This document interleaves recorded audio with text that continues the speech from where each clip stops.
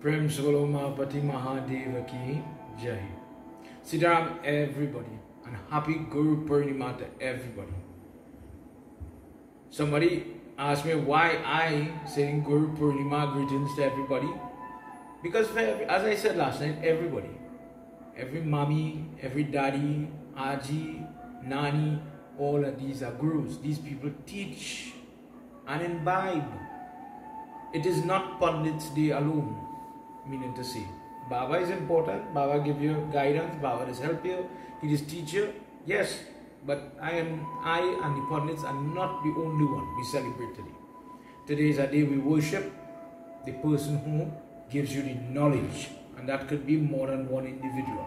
So, again, Shubh Guru Purnima. Happy Guru Purnima, everybody. Tonight we continue in our second night of our Shiv Gyaan Yagya, coming from the Sri Krishna Seva Ashram. Starting tomorrow, today Purnima day, full moon day, tomorrow being the first day, the Pratipad day of the month of Shravan. This month that is set aside for Shiv worship. And it coincides with the Chaturmas. This is when there's a discourse that explains during this period, Lord Vishnu is sleeping on Krsna as a result of one discourse. And for this reason, Lord Shiva was watching over the universe while Lord Vishnu slept. Shravan is there to celebrate the Lord as he was protecting everybody by himself. Tonight, as I indicated to everybody, our discourses for these 3 nights deal with our Shiv Baba and someone by the name of Chandrama or Som or the moon. We see him there, we hear some stories, but sometimes the story is not too clear. So my initiative is to simply clarify and give you very blessed discourses. Just by listening to these things, a person starts to see blessing, change in their life. But you have to have that belief, that faith, that vishwas, that you must hold to your Lord Shiva. Last night in our discourse, we heard where Lord Shiva incarnates, Brahma, Vishnu incarnates to the family of Atri Muni and Anasuya Devi. They were praying for children, and these 3 came because of the ardent prayer. Let's say mommy and daddy are practicing. It was so ferocious, the amount of energy that was coming out of this prayer from their body, that the Holy Trinity, these 3 had to go. And they were so pleased with their humility that they wanted to give them more than what they asked for. They asked for 1 son. And they said, you know what, each one of us, the 3 of us, is going to give you a son. Ourselves, a piece, an ounce of ourselves will come. From Lord Vishnu came Dattatreya, the one who teaches a lot about the sannyasi part of life. How do you act when you reach that point, that ashram? From Lord Shiva comes Durvasa Rishi. And from Brahma comes Chandrama, again the moon. Where does he come from? This is where Brahma incarnates. And we listened as the story went on to some of the leelas that Durvasa Rishi is involved in. The death of Lakshman, why Lord Krishna had to get shot in the ankle. Why that region? And if you go to Bhagavad and you're listening, it says the arrow has penetrated through and through his feet, into his foot, and he cannot touch it. And last night we heard why the ankle was vulnerable. Think about it. In the entire Mahabharata war, he's driving the chariot that Arjuna is driving, and they say at the end of the Mahabharata war, Krishna comes off the chariot. He says, Arjuna, you come off the chariot. He says, Hanuman Baba, you are sitting in that red flag. O Kapi Dwaj, one with the Vana or the monkey, Dwaj or Dwaja, mean flag. You come off. And when Hanumanji jumps off, all the arrows, all the missiles, all the attacks that really happened in the battle, without the protection of Hanumanji, the entire chariot of Arjuna is burnt. It is broken, it starts to fall, tatters now, everything is broken. But not one arrow hit Krishna. And last night's discourse explains how that was possible. Whilst other people were losing their charioteer, the driver, because they are the front of the chariot.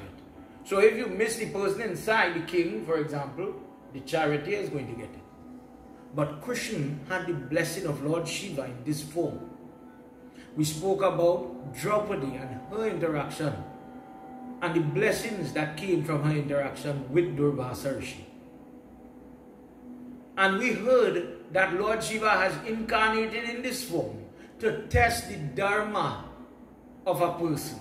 And regardless of their stature, their status, their financial wealth, their worth, he tests everybody. He goes by everybody and he wants to see, what will you do? In fact, the Empress Rukmini with Krishna, he whips her and he says, okay, 3 o'clock in the morning, get up and cook the most intricate delicacy. And then when she finished potting, she tired. Okay, my belly is full, you took too long. As if he's playing a game, waiting to see if she'll get fed up, get angry, lose patience. Or will she stick to her dharma, stick to her word that I am going to care, I am going to be the host for all Brahmanas, all prayerful people, all Pujari, all Swami, whoever, I will take care of them. Whatever they ask me, I'll do it. And Rukmini maintained that dharma. And last time we talked about using dharma as a tool, as a goal in this life. That you have a role to play. God has made you a father. God has made you a daughter. God has made you a spouse. God has given to you a job. How do you do that job? How do you conduct yourself in doing that job? That is the dharma. And by following your dharma, a person can find salvation. We spoke a little bit about moksha or mukti, liberation.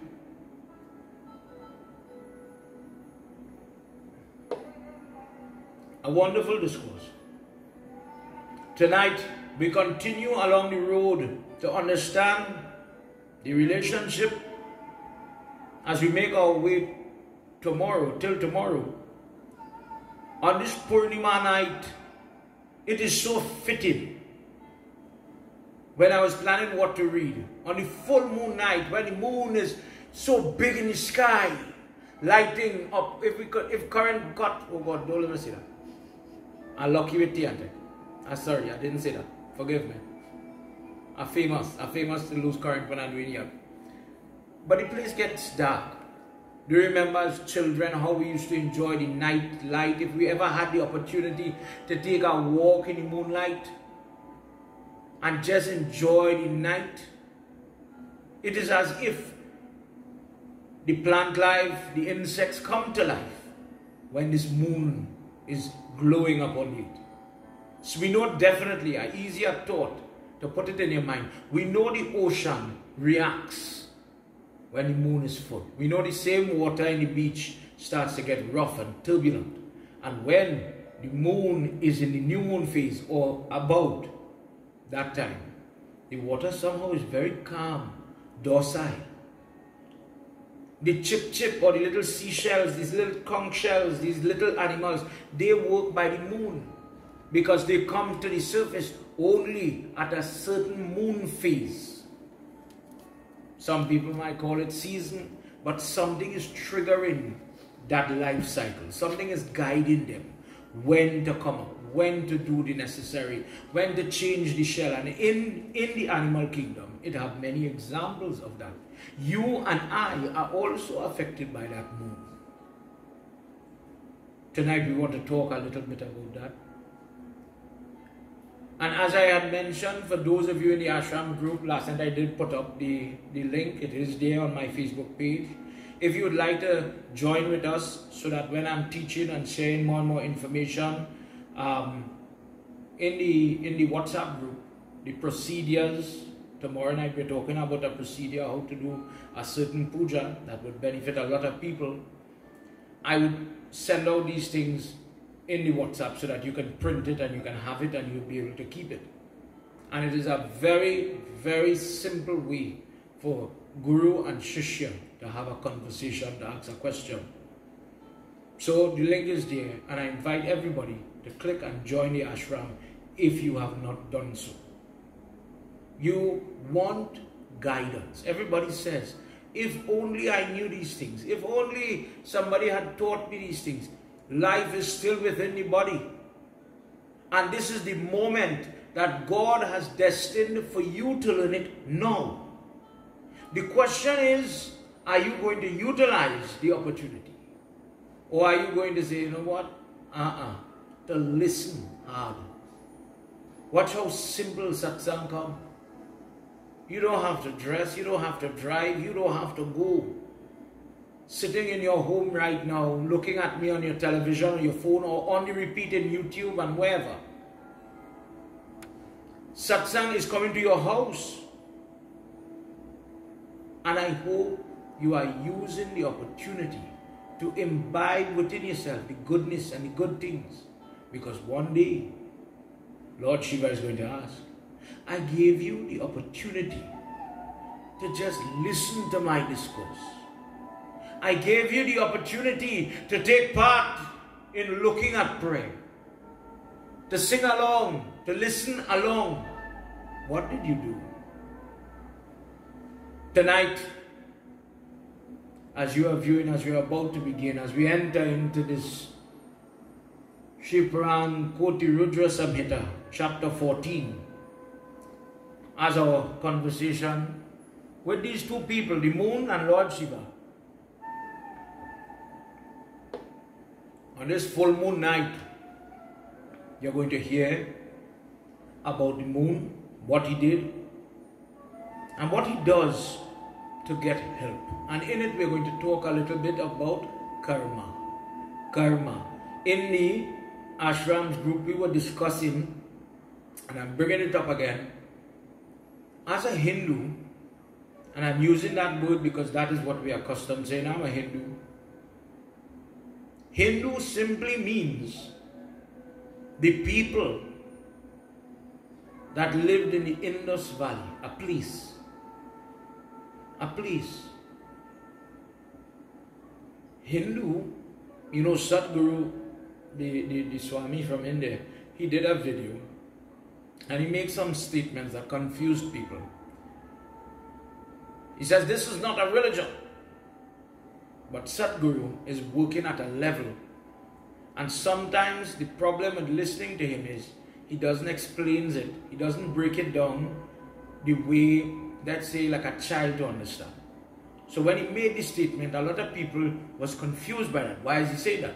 And I want to just touch on it tonight as we're talking about our identity. Our religion is very old. Our dharma is very old. Long before Muslim, long before Christianity existed, Sanatan Dharma, which is our true title, that was existing then, long before. When it had ancient Egyptians, when it had the Mesopotamians, the Babylonians, the people from Prussia, the ancient Greece, and they had gods or belief systems where it had male and female, where you could have an animal head and a human body, where you had vehicles that could fly. The Egyptians had that.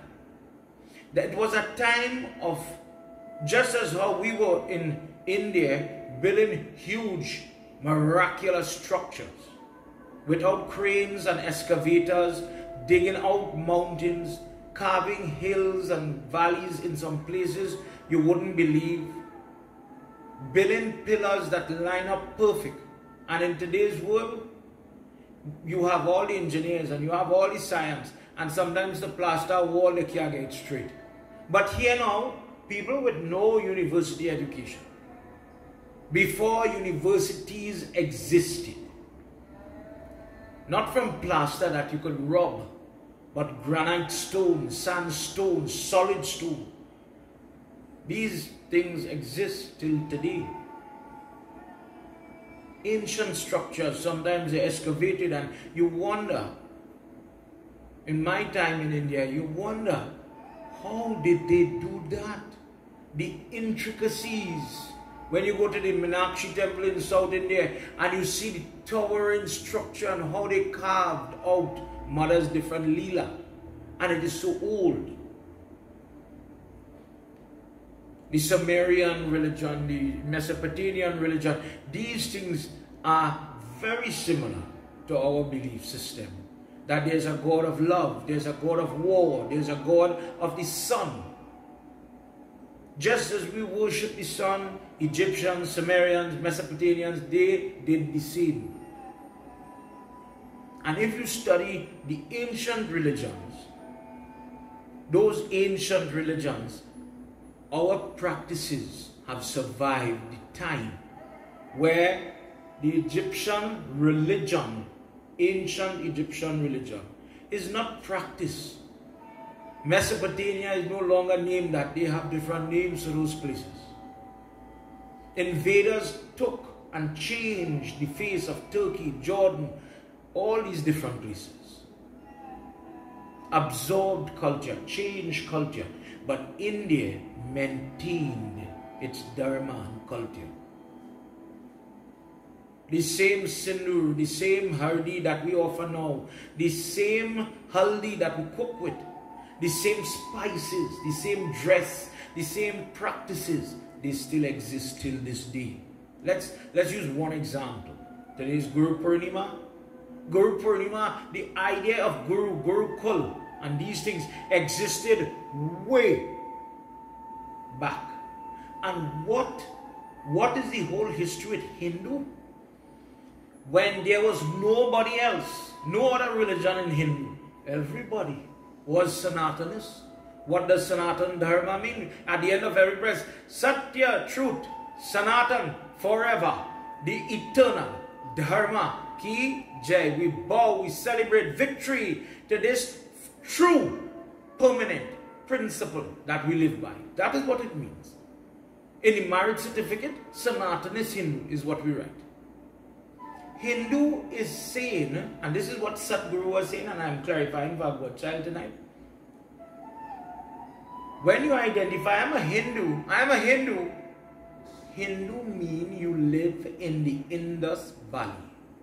So the equivalent of saying that, let's put it in context, I'm a Trinidadian. I live in Trinidad. Trinidadian is not a religion, is it?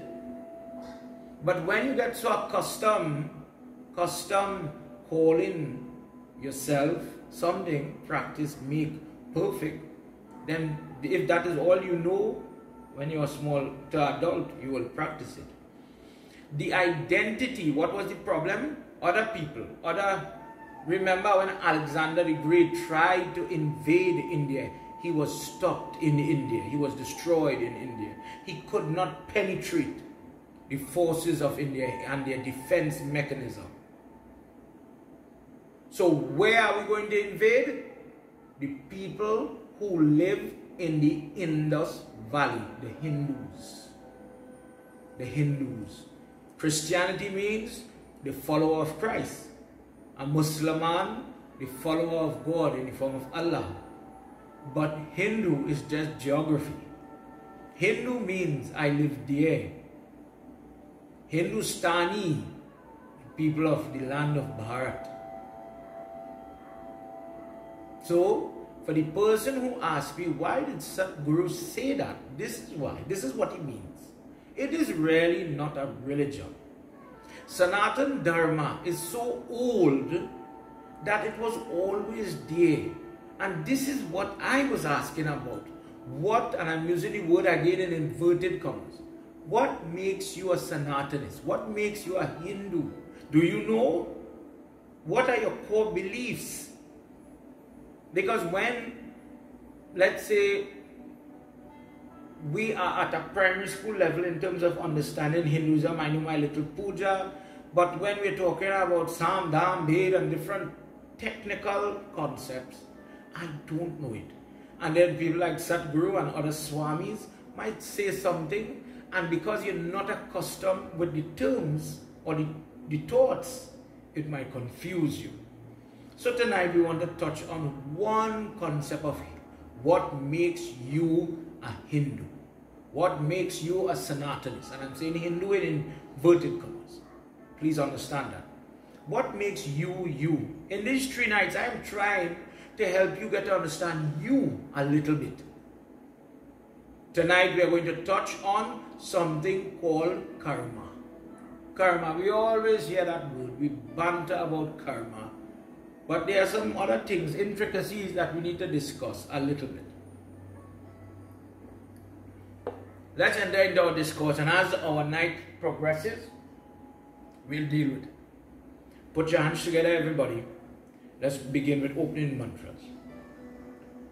Om Gajananam Bhutaganadi Sevitam Kapeta Jambu Palachar Bhakshitam Umasutam Sho Kavinashkarakam Namami Viganeshwara Padapankajam Sarvamangalmangalye Shive Sarvat Sadhike Sharanye Trayambike Gauri Narayani Namostute. Tonight let's say a prayer. Dear Lord, you are my Guru. Please bless me. Guru Brahma, Guru Vishnu, Guru Devo Maheshwara, Guru Sakshat Param Brahma, Tasmai Shri Guruve Namah.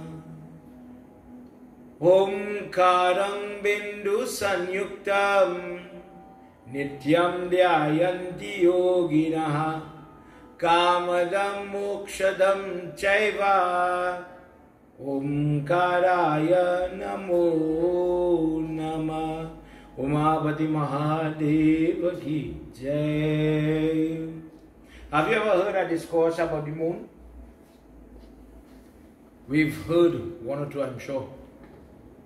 For example, remember the discourse why we don't watch the moon on the Ganesh Jayanti or the Ganesh Chaut? When we have the Ganesh Baba birthday, the Jayanti day, we're not supposed to look at the full moon. Because why? You know the answer? Because you'll get blamed, you'll get accused, bad things happen. And that happened because there's this discourse where Ganesh Baba fell, he tripped, long story short. And when he tripped, the moon, with haughty, with pride, with false pride. Oh, look at you, you little boy, you little dumpling, you little fat boy, you're too chubby. And look, you cannot even see your foot where you're walking. And he's laughing at him. And Ganesh Baba put strap on him. The moon is somebody who always gets himself in trouble. You'll hear about that tonight. And what does he do? Tonight as we enter, please join your hands now for as we chant a couple of verses of our Sumiran as we read from Shiv Puran tonight. In your heart, let Lord Shiva come into your home tonight. When we pray, we are not playing. With all the troubles that are happening in this country, in this world, for those of you looking all over, Lambda variant is a real thing.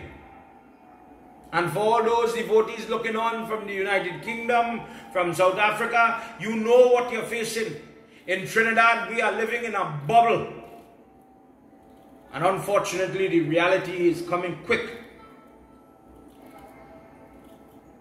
Lord Shiva, we need you in our house. O Maheshwar, O Trayambakeshwar. It says that when we call upon you in that Mrityunjay mantra, if death is coming, you will save your devotee. When that Yajna, that person was calling on you with that mantra, you saved that individual. Tonight, call your name. Tonight is Guru Purnima. Tonight is full moon night. Tonight is Satyanarayan Brat. And what is the best way to do Satyanarayan Brat? Starting at the Sandhya time. Going into the night. And before the puja is complete, you must be able to, best case, be able to look up so at the moon and call for blessings. Tonight is such a night. Tonight everybody is sharing bananas, figs are being shared. Mohan Bhog with whole wheat flour. Do you know how to make prasad for Satyanarayan Swami? Whole wheat flour. That is one of the chapters of how to make the prasad for Mahavishnu in this form. When you are making the Mohan Bhog, you come with whole wheat or barley or bran flakes, all these things, and you turn the pot. And this is offered to Mahavishnu. That is the best version for a night like tonight. Dear Lord Shiva, tonight as we enter into your discourse, please bless your children. Pray for those that need help. Pray for those that have the virus. If you are in your home, you know how we stop when you're sick. You don't have the braveness. I don't want nobody know, Baba. Don't let nobody know I'm sick. This time is a difference. Don't tell nobody your business. Tell Lord Shiva your business. Are you feeling good? I have this virus and I'm in trouble and I need your help. Let's pray together, everybody. Gauri Shankar Par Kamala Prema Sahita Hiyale Srimad Shambhu Puranya Ke Bashara Chahu Shubha Shruti Sambeda Nadi Shiva Samba Sachidanan Nirguna Brahma Vilaka Ek Dhyayami Sukhakan Gauri Shankar Par Kamala Sahita Hiyale Srimad Shambhu Puranya Ke Bhasharaju Shubham Mata Pita Guru Bharati Veda Vyasa Munesh Prema Sahit Kar Joda Kara Savahi Nawa Hushesh Satsang Hita Shri Sahit Shri Shiva Puran Sukhadhan Bhukti Mukti Dhaya Sugam Bhaktan Jivan Pran Gauri Shankar Pad Kamala Prema Sahita Hiyale Srimad Shambhu Puranya Ke Bashar Rachahu Shubha Umapati Mahadeva Ki Jai. As I said before, Sitaram, everybody who know coming in, let me just make a appeal to everybody looking on. Please leave your comments and please share this satsang so that people can enjoy it as well. We enter where the rishis are asking Sutji in the field of Naimisharanya, at this holy spot where children, where disciples of various backgrounds, various ages, sitting at the feet of this knowledgeable, competent Guru. And they are asking about more and more about Shiv Baba. Let's hear what happens in this first slok where Somnath begins to speak to Sutji.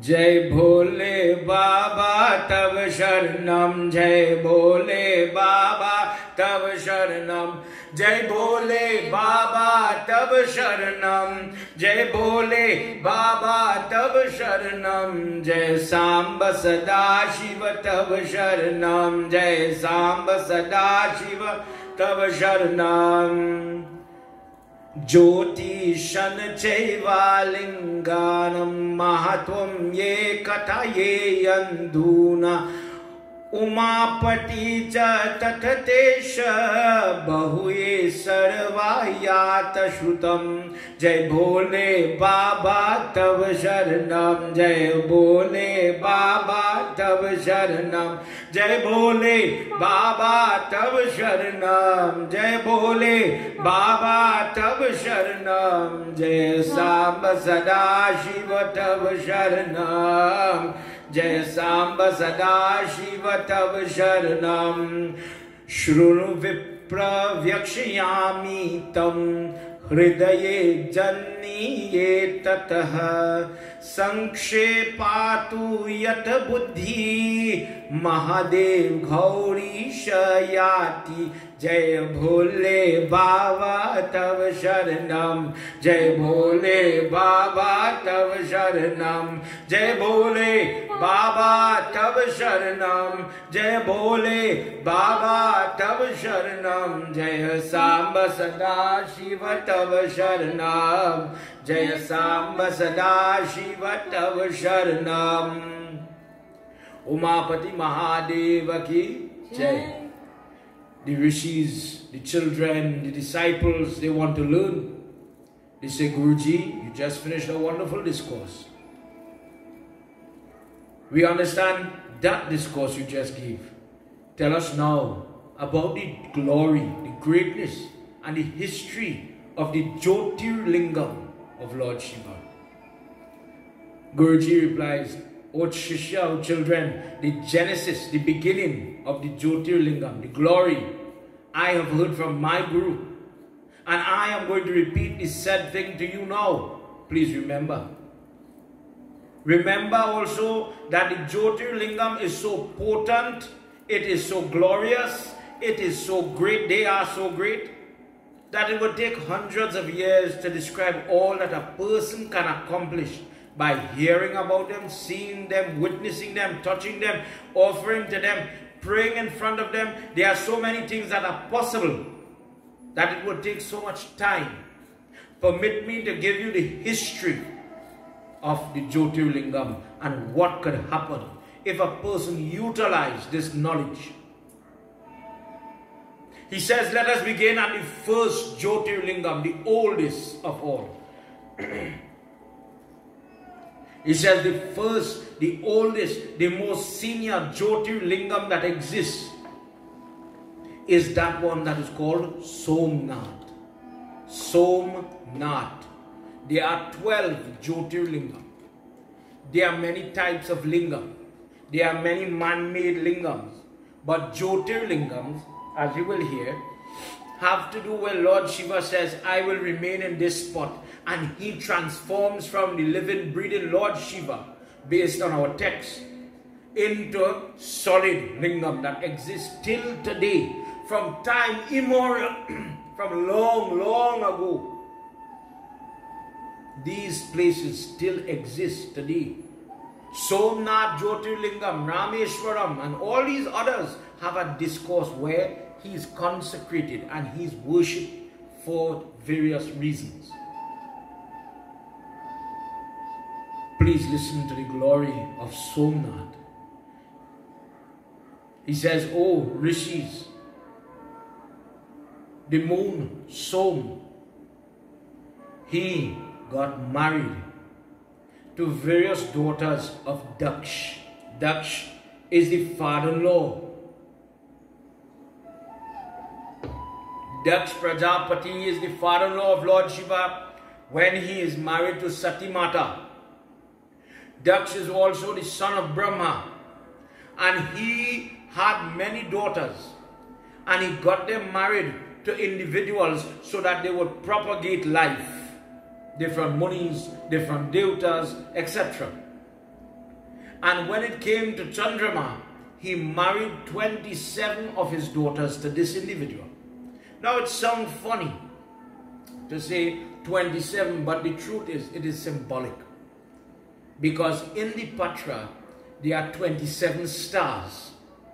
And these 27 nakshatra or stars in your Patra is what predicts if the child born in good time or the child is born in bad time. Each one gives a certain amount of character, lends to the persona of the child that is born in that nakshatra. There is nakshatra when we have Shivratri, a moment where we have Janam Ashmi. For a timing purpose, we look for certain stars, certain signs that, okay, it is now Diwali, it is now this, it is now that. These are those stars or wives of the moon that we're looking for. So in the Hindu Patra, we're using the phase of the moon. So when we talk about full moon, we have certain prayers. New moon, we have certain prayers. And then the wives are the stars. And we use now the right moon phase, new moon or full moon or something in between. And we want to get the right nakshatra for a particular event. So this is what, when you call the Baba and you say, Babs, I wish to have Yagya. This is one thing that he looks at. When you call and you say, I wish to have wedding, there are certain of these wives that become the nakshatra or the stars. There are certain stars where funeral or burning, cremation should not be done. You know those things. That is called Panchak. In Panchak, we are supposed to bury. And if you are not burying and you want to put in the fire, there is Panchak Shanti Puja, where not only do you do the dolls in the funeral day, but on the Bhandara day, there is where you have to do 14 forms of Yamraj. You have to do those pujas in order to prevent what? The subsequent death of people. Those 5 girls are the daughters of Daksh, for example. There is Nakshatra where we have wedding, where we have christening, where we have the moving into the home. Don't you remember you called your Pandit and he said, Babs, the girl now make the baby. Is it okay to see? So he goes to the Patra and he checks. Is the Tithi good? Is the Nakshatra good? Is it a good star? Did the child born on the right time that he could see or not? Then there are moments, for example, we want to bury the first post hole, we want to move into the home, we want to bless something, we want to start business. All these things come from these girls that we are referring to. These nakshatras were married to him. They all were very graceful. And their father, being the type of father that he was, he gave each and every one of his daughters equally gems, jewels, clothing, and everything that they could deck themselves to look regal, befitting their purpose and their position as the wife of the moon, the celestial body. He is one of the Navgraha, and they must fit in that lifestyle. So the father does not allow them to look like tattered clothing or they are, in some way deficient. The husband must find no fault. They have proper training, they have proper etiquette, and they dress to suit. So they are attractive, at least in their marriage. There is no disgust, there is no turn off, there is none of these things. But something started to happen. In the marriage, Chandrama starts to favor one girl more than the others. In our Dharma,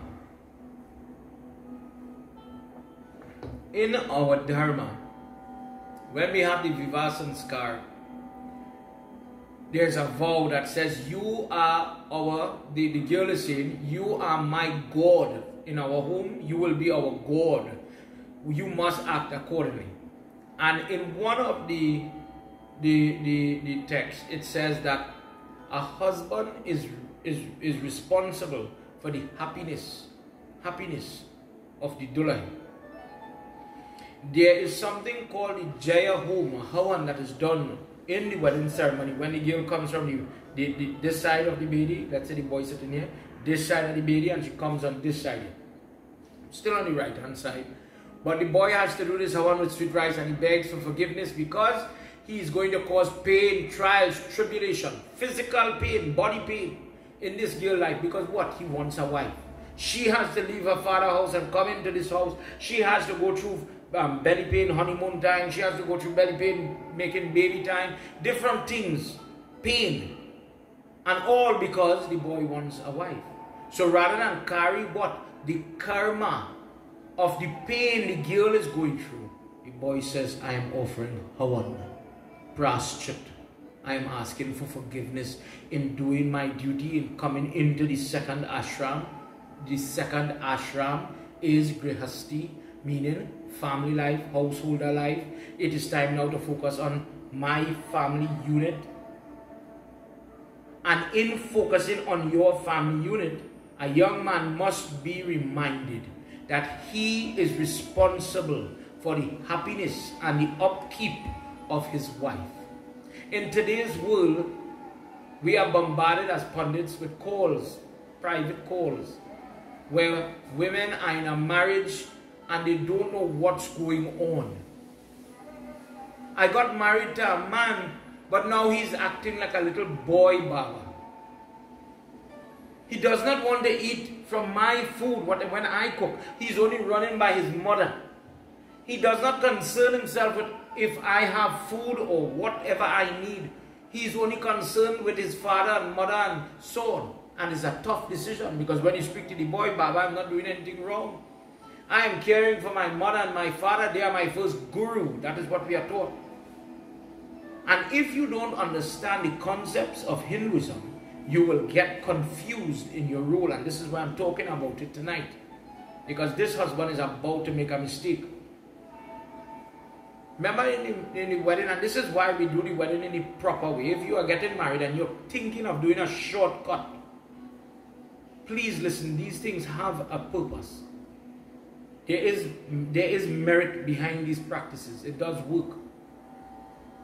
When the Sunday morning is coming and the Dulaha is getting ready to go, the mother rests his head to her bosom to say, this is it. I send you now to become a man. When you are brahmachari, you are my son, you are a little boy. But when a man gets married, now you become a man.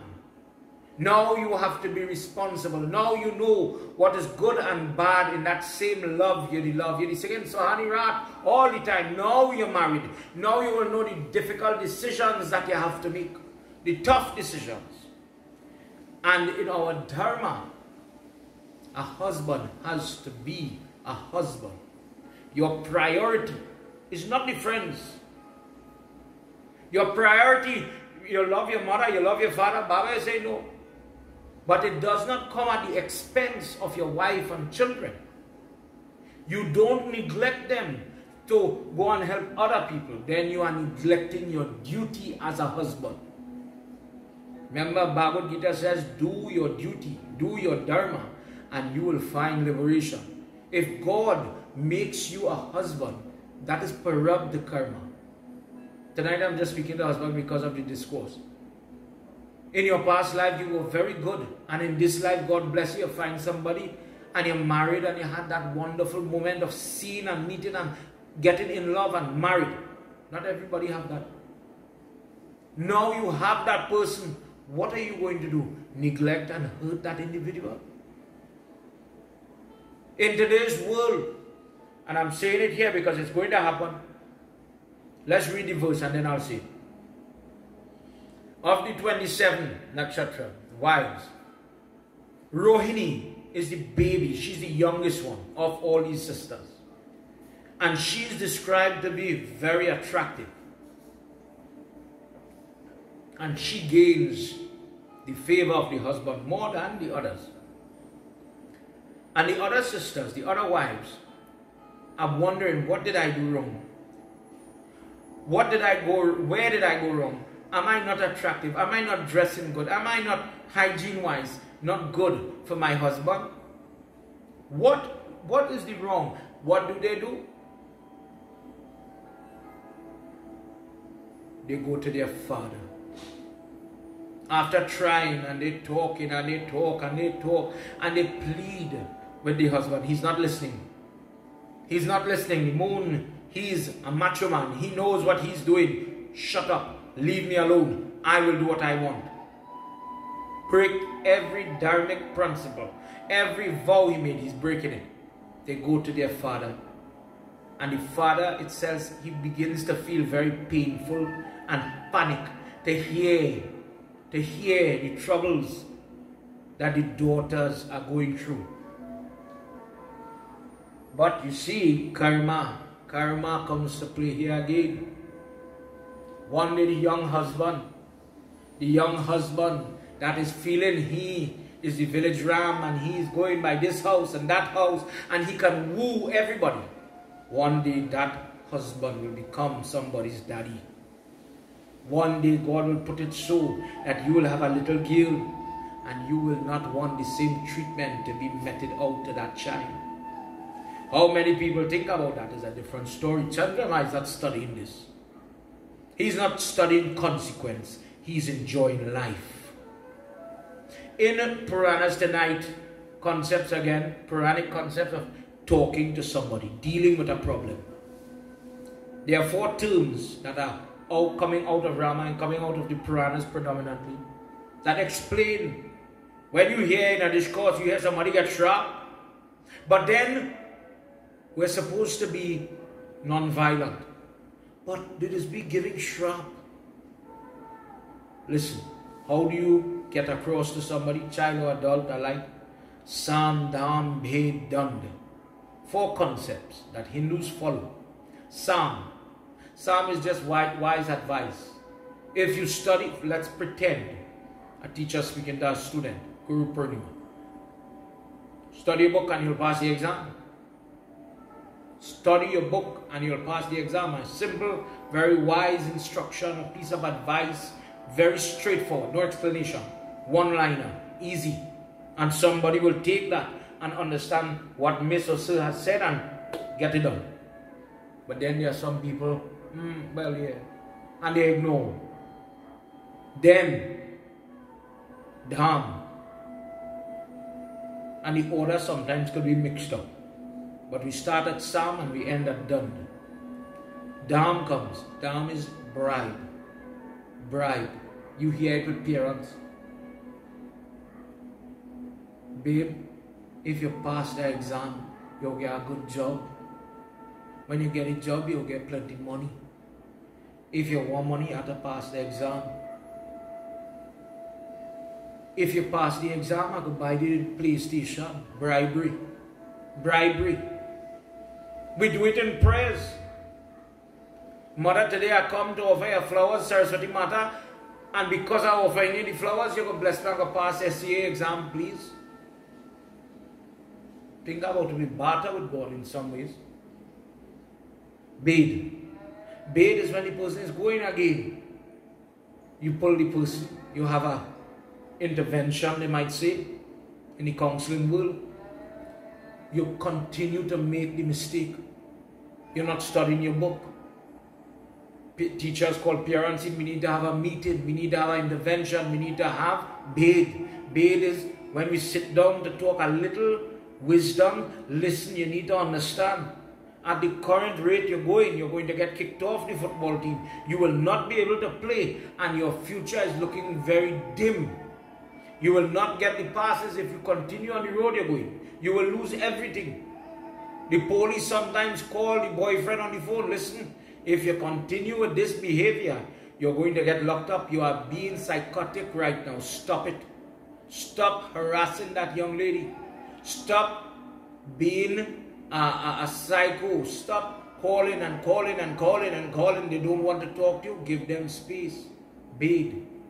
A type, a gentle warning before it gets or escalates to something. Please, please, please, please. And still nothing. You continue to do it again. Then Dand comes. Dand is when you get to brute force. This is when the parent talk. And the talking is just coming here and coming out here. And a lash pass.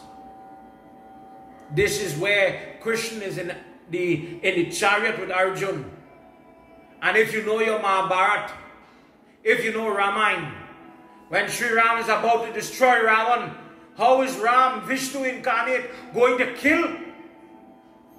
He sent Angad, he sent Vibhishan, he sent Hanuman to beg him, to coax him, to give him counsel. Hanuman says, even now, if you turn your ways and you throw your head to the feet of Prabhu, Sri Ram, you will be saved. He will forgive you. Your people will not die. You have to reform your ways now. Krishna says to Arjuna, you have your dharma to perform. You're a Kshatri. This is your job. You have to protect the innocent, establish the truth. We have tried to talk and negotiate with Duryodhana. We told them, take Hastinapur. Hastinapur was ruled by Pandu, their father. When the king dies, it passed to the prince, it don't pass to the brother. It went to the blind king, the invalid, the person who is lame according to the law of the land at the time, because he is weaker. He is not a strong persona. He would have sent a weak message to neighboring kings and they would have attacked into this world. This is why, although we love people who are born with different needs and different special gifts, you will never see a person going up for election who is blind in America. Not yet. We haven't reached that yet. Because the imagery is that this person is not capable. So in those days, the law said, you are not going to put that type of person in that role. They may not be able to function properly. So when Pandu dies and Dhritarashtra is given the kingship, because the little boys, Pandu's sons were little boys, they were not ready to become king. But they were the rightful kings of Hastinapur. Dhritarashtra is very, very, very, very insecure. Because he always feels they're going to come for what he has. His sons are bred to believe that this is ours and not theirs. Hence the conflict. And no matter how much they try to negotiate, take the throne. You want Hastinapur? Dhritarashtra, the day he died, was king of Hastinapur. They said, we will live one side. Duryodhana went one side and he incites fight. They throw dice, they plan for them to rape their wife and to take all that they have, to break them, not only financially, but to break their spirit and their will. And in chapter 1 of Bhagavad Gita, in the Bhagavad Gita Parva of Mahabharata, Krishna simply says, we have exhausted all the attempts to give them the throne in bribery, to give them all the money and all the tax and everything. We've given it up. Leave them with it. We did all that. And now we are at this last stage where we need to use danda. Take up your bow, take up your arrow and follow your dharma and establish the truth. Do what you have to do. These methods are what people use in our Purans to try to get through to people. The father-in-law, he's shaking to hear his daughters in this trouble. And what does he do? What did I do? What karma did I do? That it is on my children now. Look at they are innocent and they are going through this. Cursed, unhappy, sad is the case when a girl child leaves her father's house and she goes into a house where the world is promised. I will take care of you, I will love you forever. Isn't that what every husband is saying? And I just sometimes say it. When we are the baby and the sindoor and we spending all the money and the clothes, you're wearing clothes you can't, as a business feel warm easy. You're wearing all the clothes that you can't lift, you can't stand up. You wear all the clothes heavy, you're so warm, you're suffering, you might faint by the baby. God alone know the trouble with the sleep by the baby. But that day, it will be so magical. It will be so, you know, your wedding is different. Check them 10 years, 5 years down the road and see if the girl are telling you, Baba, nobody didn't tell me he would have died. Baba, nobody didn't tell me that we would have divorced. And as I say, I'm talking about husband because of this discourse, it have others. Baba, nobody didn't tell me he'd have leave me for somebody else, to be honest. Marriages today is not like 50 years ago. And there's no need to push your head in the sand, devotees. there's a need to realize we need to change. There's a need to realize that when you make a promise, stay to your promise. If you believe in your God, stay to your promise. There are distractions and there are things that will try to pull you away from your marriage. But the true individual, the true devotee of God stands fast in their dharma. In this example, in your marriage. So that in the eyes of God, I gave you a wife, I gave you children, and dear Lord, I did my best. That is all you will be judged on. What did you do? Daksh sits down and he starts to ponder, like any father of a girl, how to help. I washed his foot. I worshipped my son-in-law each time my child married. And now, he is not treating my children with that love, with that care. A husband is responsible for the sexual gratification of his wife. Oh God, Baba, where you see? Everybody share this answer. Isn't that the truth? We are talking truth. A husband is the only person that could touch a lady, his wife, in a particular way. And if somebody else do it, she wrong, she will get sin. Correct? And vice versa. But tonight we're talking about husband. I want to make that abundantly clear. Sorry for repeating that. The father-in-law says, I bless my children. And only as they enter into this ashram, I wish my children had the companionship of marrying somebody who would be a friend. Do you know how many people get married and yes, they might have the sex side of life, the children side of life, but the compassion is lacking? I could see you in pain and that can make no matter. Sometimes as a lady, the belly hurting and the husband, you want me to rub your belly, you want me to rub your back, you want me to give you a tablet, you want me to help you wash the dishes? No. The compassion is not there. So that wife, that human being doesn't have feelings. But one day you will have a daughter. Remember what the stupid pundit saying? One day, the lesson you don't want to learn today, one day your son-in-law will teach you that lesson. Trust me, what goes around comes around. And he's saying it here. He says, I wish them to have that love. And before we could talk about children, before we could talk about that physical aspect of gratification, where is the companionship in these children? Did I marry them to the wrong individual? Maybe he's young. Maybe he's young in marriage. Maybe he's making a mistake because he's young. Let me go and practice Psalm. Let me just talk to him. And the father goes and he says, oh, Prabhu, God, please, how are my daughters? How is the home? How is everything? Is everything good? Don't forget, Don't forget. Love them. Take care of them. I depend on you. The father is afraid to mash the toes of the son-in-law. He's afraid he says something out of place. So he's just saying, take care of them. Son-in-law says, yes, I will take care of them. They have a place to stay. They have things to eat. I am taking care of them. Does he have compassion for them? Does he have love for them? Does he have that bond with them? No. It's lacking. And he has it for somebody else. So the girls are going through a type of pain that maybe some men will never know. Some men know it, obviously.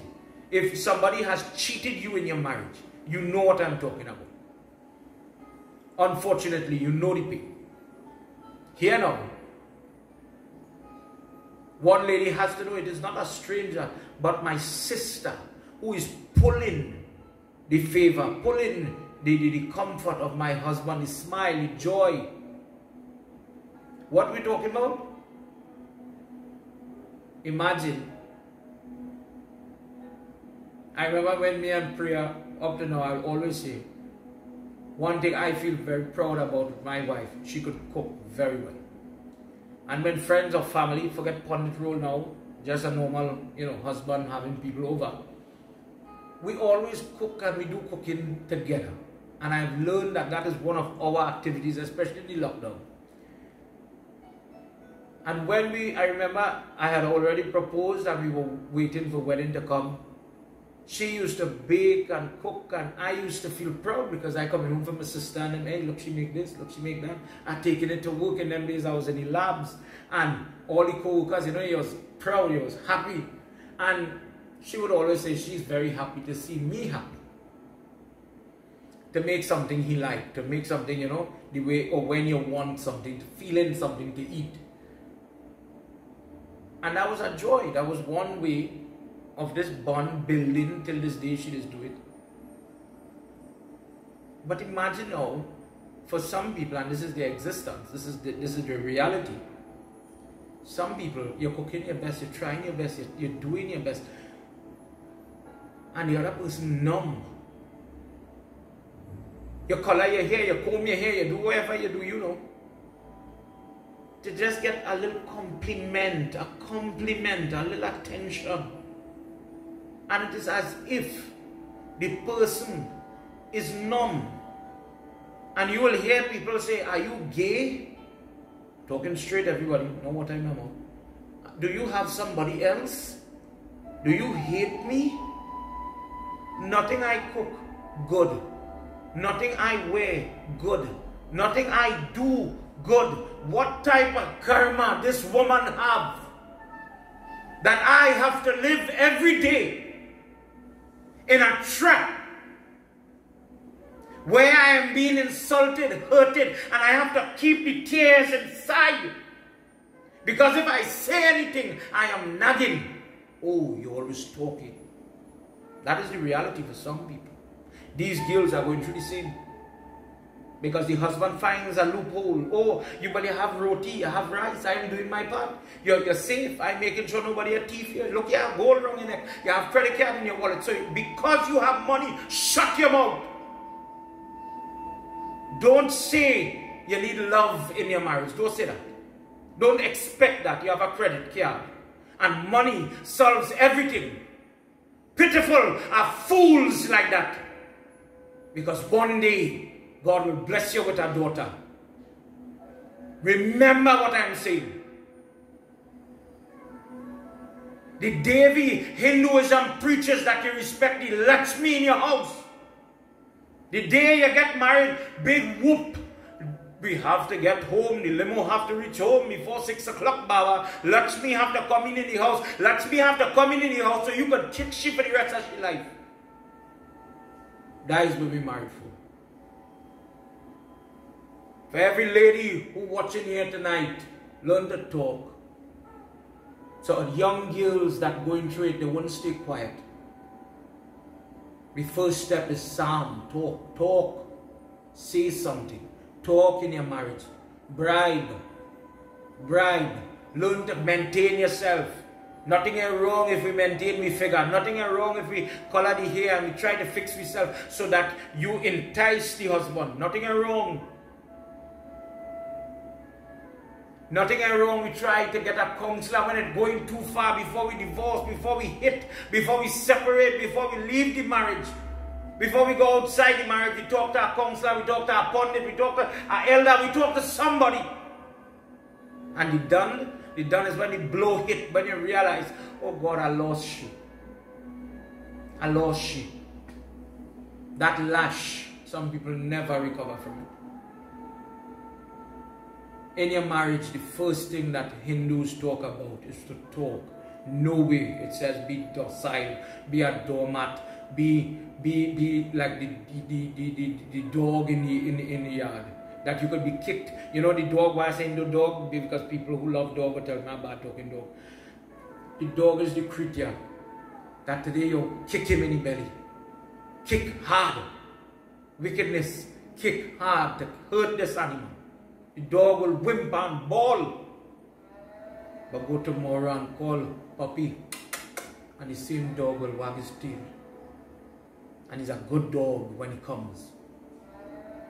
But when the dog is not convenient, kick the dog, run the dog. Oh, you owe water. 7 times for the day. But if the dog want water, well, but I remember now, when I reach home now, when you reach home, the dog will get to drink water. Think about that. And isn't it in the marriage, in some homes? I will work hard and the bar will get all the money. But the lady might not have clothes, might not have money for food. It don't matter. I don't care. When I'm ready, I will give you. This is why parents today, is your daughters, educate your daughters. And when you see it come to marriage, parents, do your diligence. Check the compatibility. Know what you're getting in. Watch how. Not only the boy, watch the family. Know what you're getting. Before you end up like this father. He leaves after that first talk and his son-in-law, does he listen? No. No, Shishya. He goes right back as if nobody said anything to him. The Maya of Lord Shiva is playing with him. Lord Shiva is going to teach him a lesson. Lord Shiva and the moon is very close. But Chandrama has lost his way. And Lord Shiva wants to teach him something. So what he does? Give him more rope. Don't stop. You keep doing. Do it. And when trouble comes, you will not know what to do.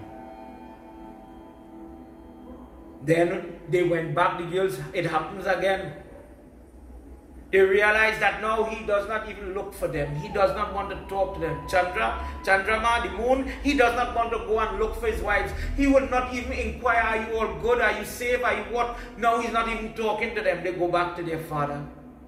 And the father's head hangs with more pain. To be helpless. He says a father of a daughter is like a tiger without teeth. For every father here tonight, tell me if that is true. Tell me if you grow somebody and you mind them and you teach them and you pray that one day when they get big, let it find somebody and let it be happy. And when they get married, and in this example, yes, you're providing, yes, they have credit card, yes, they have everything, but the compassion, the empathy, to understand that this person needs something. If it is just a hug, a kiss.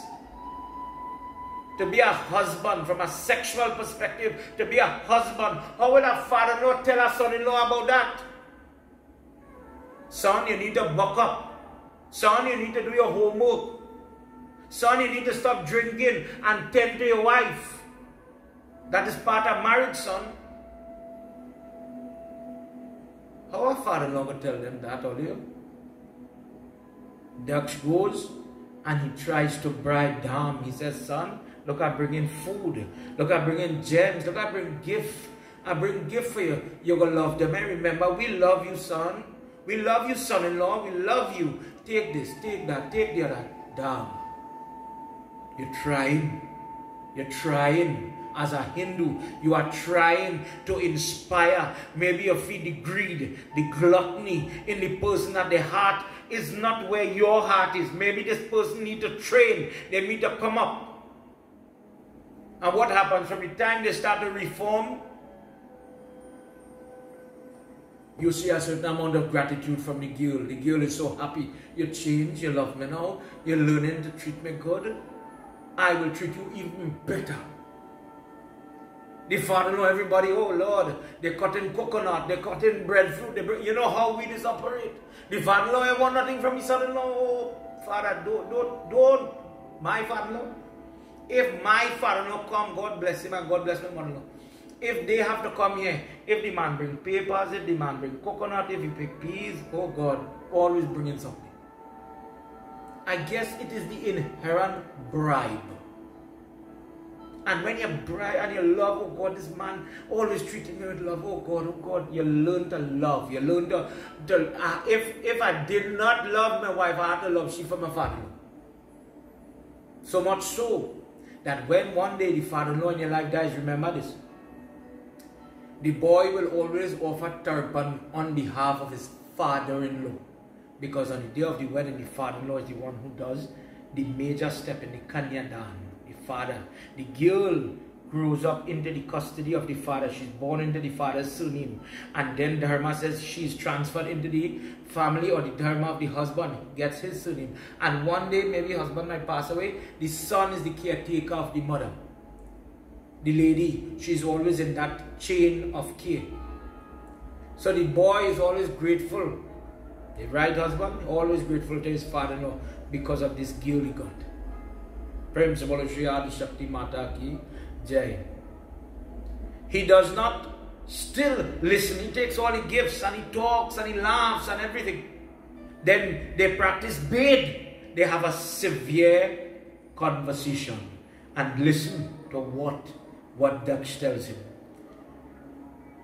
Jai Bole Baba Tav Sharanam. Jai Bole Baba Tav Sharanam. Jai Bole Baba Tav Sharanam. Jai Samba Sada Shiva Tav Sharanam.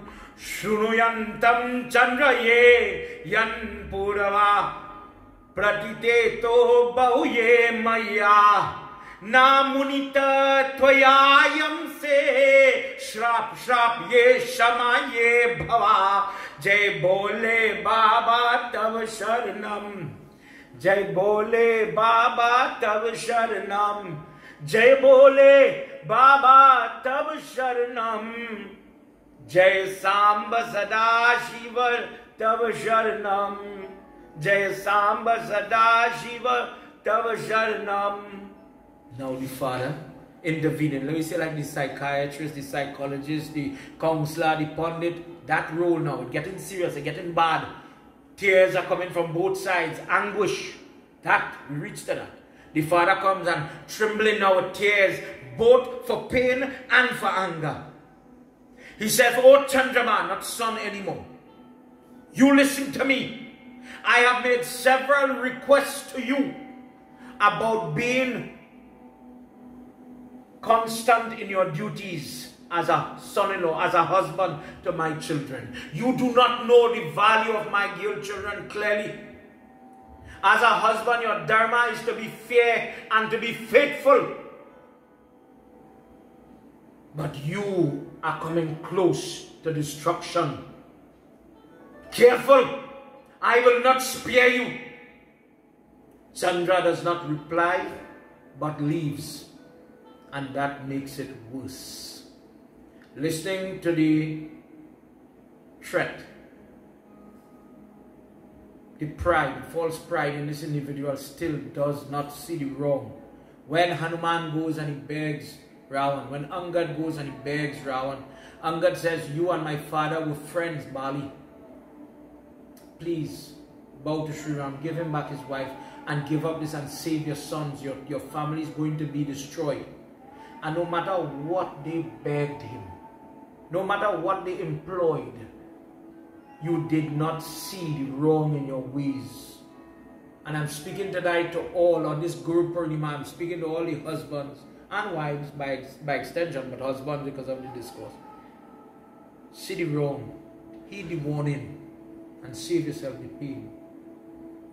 He goes home angry, and in a fuss he goes to Rohini.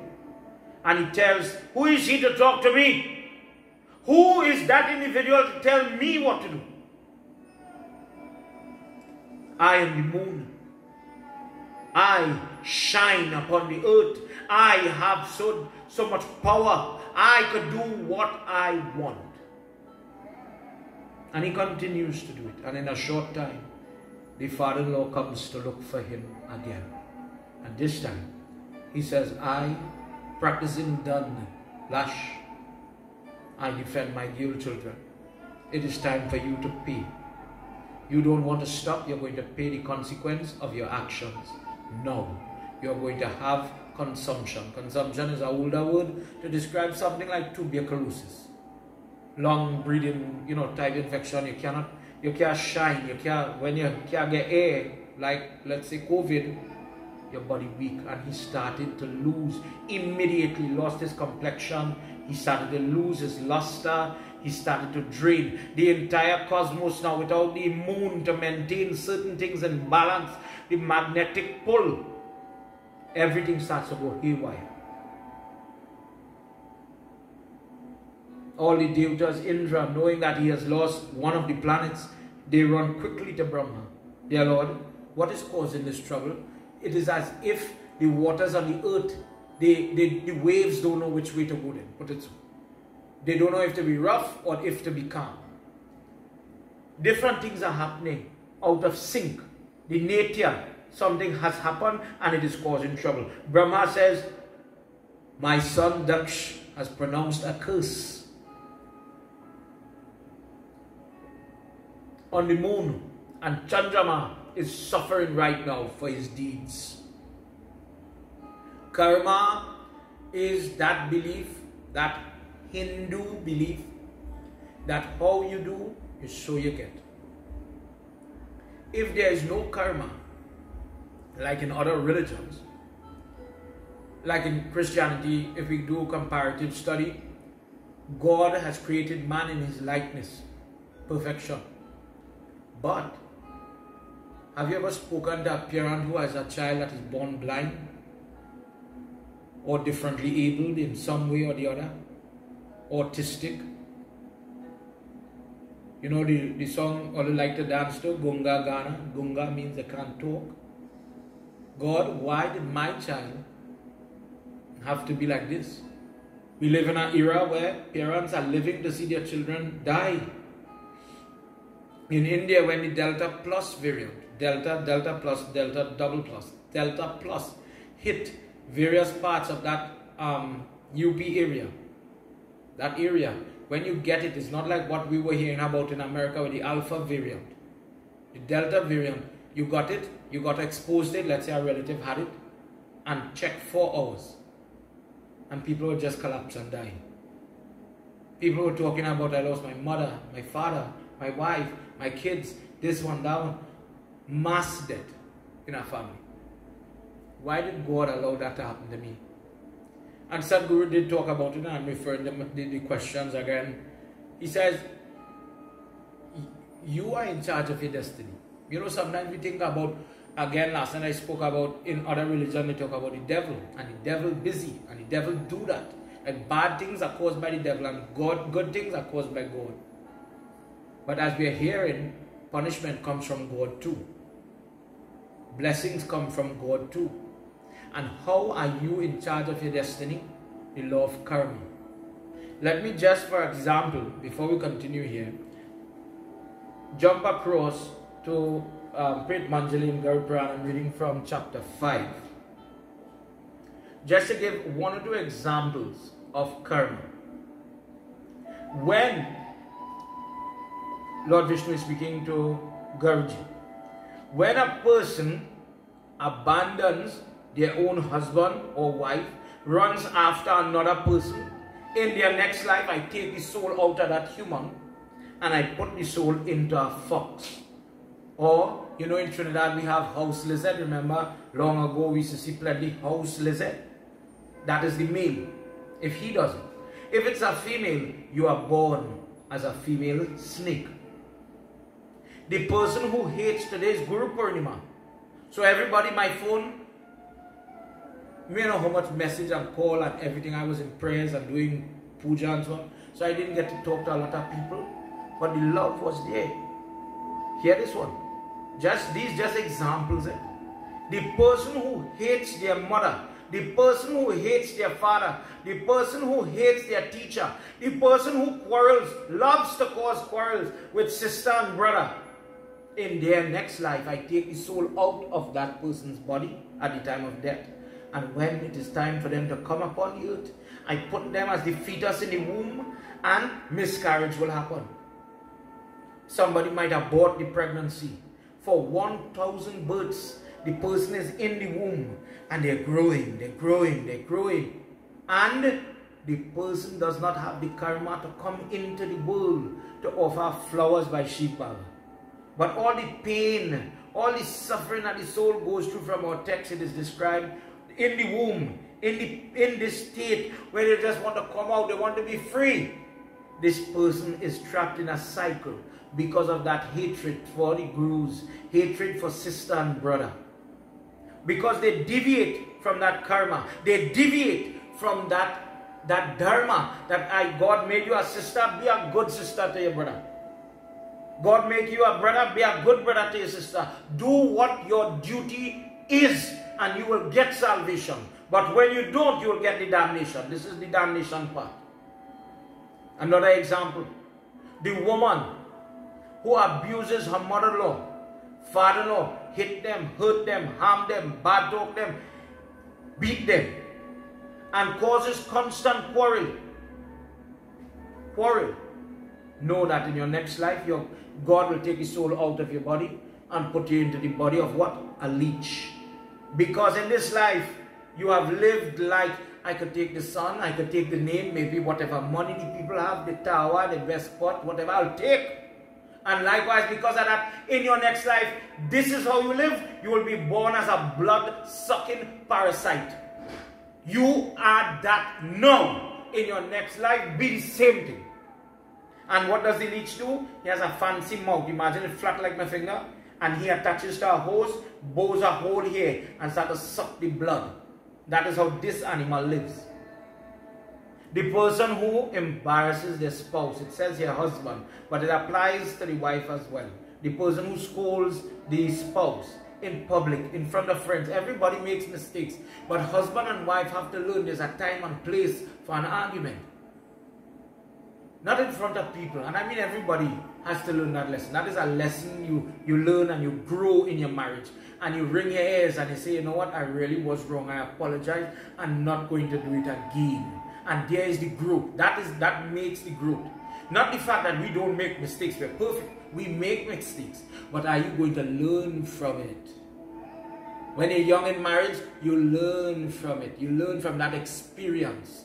So that one day when you are celebrating 39 years anniversary and the lady is standing up smiling to herself, you know what she would say? I survived. Be honest. Be honest. I survived. For 39 years, you think every day was ice cream and cake? Then we go one more and then we go back to the thing, right? The person who deceives their friend, you become a kobo, a mountain vulture. The person who cheats in selling, you know, I'm selling tomatoes, but I put some mechanism so that the scale would give a false reading.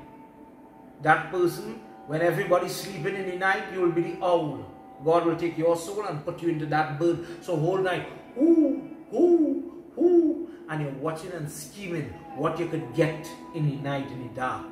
The person who speaks ill of karma and dharma, the concepts of what you were born into.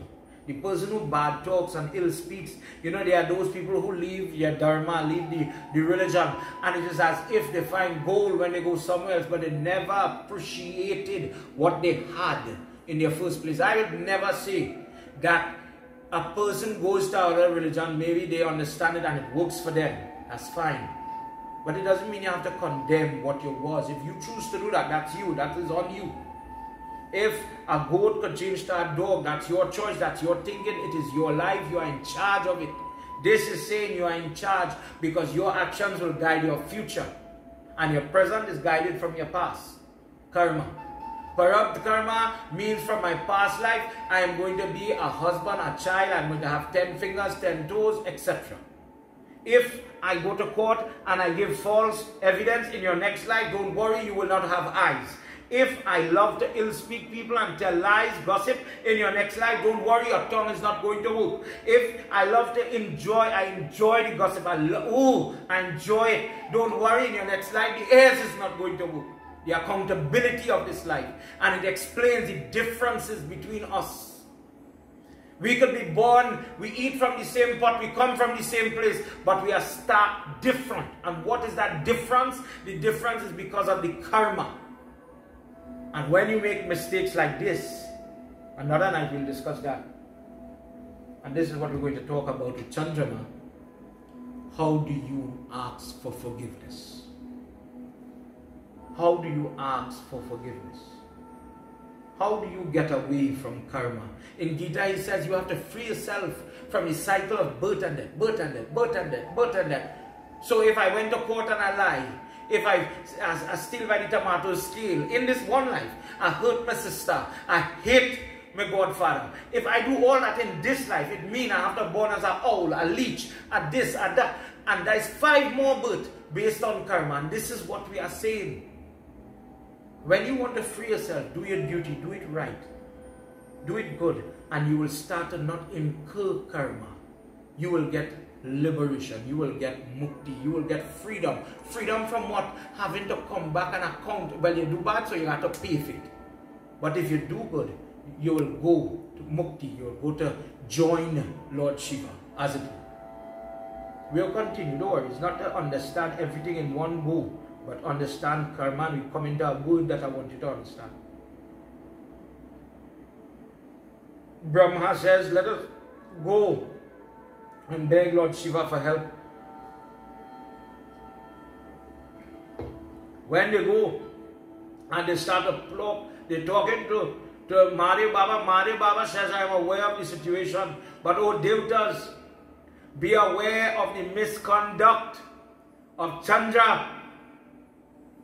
When he, in a different discourse, this is what they're describing here, he had kidnapped the wife of Tara Devi, the wife of Brihaspati, or the planet Jupiter, his wife, he had kidnapped that lady. And this caused a great battle between the gods and the demons, and all these things happened because of his act. The difficulty that he caused brought trouble. Then he got that girl Tara pregnant. And Brihaspati did not want to take her back. It brought trouble in that marriage. In Garbran, I tell you, the person who causes trouble to people, bad advice to break up. There are some divorced people that only could incite, and he talks so, leave him. She said that, leave him. I am begging you tonight, you have your problem, think a little more. Think a little more. What we are discussing, Sam, Dham, Bhed, Dund. Don't rush to Dund. You didn't talk. You didn't try to, I'm using just a word, bribe. To, pray. Dear God, I'm praying for help in my marriage. Dear God, I'm praying for the child. Dear God, I'm praying. Please, I'm giving you flowers. I'm doing puja. Bless you with many anniversaries. All that comes under something for something. You did not sit down and have an intervention. How do you reach quick to just say divorce? Marriage is not for one day. You try, you work at it, and then you go. This is why this is my opinion, this is an opinion. I think married people should be associated with married people. When married people associate with married people, when they line together, the older one in the marriage will give the younger one a word of confidence and say, don't worry, better days will come. Do it. You're making a little mistake. Don't do it so. Do it this way. Husband, boy, watch me. When I was your age, I used to really come home late and it used to cause trouble. You know the answer? Reach home a little earlier. Put a little effort. Reach home earlier. All the trouble will finish. If you find she know how to throw salt in the jingy when she cooking, don't get vexed. Don't pelt down the plate. Talk to she. Tell she, come, let me cook it together. Some girls, when they're married, they don't know how to cook. And that has caused trouble. So, learn to talk. Don't be too reactive. This is the Hindu principle of getting through to somebody. Mahadi Baba says, listen, this person has been plaguing people and has been accumulating karma for some time. Then there was other mischief. There was other misdeeds. For example, the scenario where he laughs at Ganesh. He feels to himself he is too sexy. He is too good looking. He has too much gold. He has too much riches. So he looks down on people. He refers to them as black, ugly, because he's the moon. He's white. He's bright. He's a celestial being. He's above others. And no matter what intervention dear Devatas, no matter how much people have tried to reach him, to penetrate his thick skull, as it were, he never listens. He is now on a destructive path, and he's reaping the rewards of it, of his misconduct, of his bad conduct. Sometimes we see people going through, as Pandit, I'm telling you, I just feel sorry for people. You see people going through hardship, trouble, pain. Baba, why did I go through that? But it doesn't sound right. But the truth is, your karma.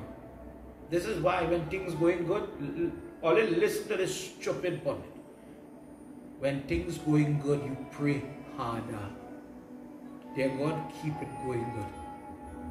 Imagine I have a nice Ganesh Baba. I'll take a picture one day for you. I have a nice Ganesh Baba that I love in my car. Wouldn't it be foolish to bow to that Murti after you get in the accident? When do you pray? Do you pray before you're in trouble or after you're in trouble? The Hindu concept is to do good, to get good. So I'm going to do proactive. Proactive. In your puja, for example, today people would have done Satyanarayan, Brat Katha, and sometimes they charhavi, little pieces of towel, cloth, cotton, whatever they could afford. But many people don't know why they're doing it. Lord Shiva, please accept this. Today, Pandit come home and we do puja, Krishna Arpan, Krishna Arpan, Krishna Arpan. Garbran says the person, blessed is the person who gives cotton to the Devta in their worship, in their charity, in their Seva, that by the gift, the karma, the reward of this is that the Devta, in this case, let's say Lord Shiva, the day you are making an investment, karma, I am doing good for good to follow me. What is the good that is going to follow you? I know I'm giving away a towel. But what will this bring to me? The day you are in trouble. The day I want you to listen to this and I want you to leave my message right now if this makes sense to you. You are given the cloth, you are given the flag, you are doing whatever you buy, Pandit, a kurta, whatever it is, cotton stuff. When you are in trouble, Mahadev Baba, Ganesh Baba, Durga Mata, whoever you pray to, or your Ish Devta, or your Kul Devta, whatever, that Devta is going to come, him or herself, to rescue you. So let me just paint an example. I had now started to drive. I was working in one of the labs I used to work. And hustling, speeding, late as ever, highway traffic, all that. And I got a flat tire on the nation's highway. And to be honest, we just learn to drive. We just learn to drive. But we don't really learn how to change a tire, to be honest. Now, the backstory on this is I did not have a daddy like Daksh. My daddy died. So I had to learn to drive from the instructor. The instructor mode us is just pass the exam. It doesn't mean you could change your oil, check your water, or change your tire, for example.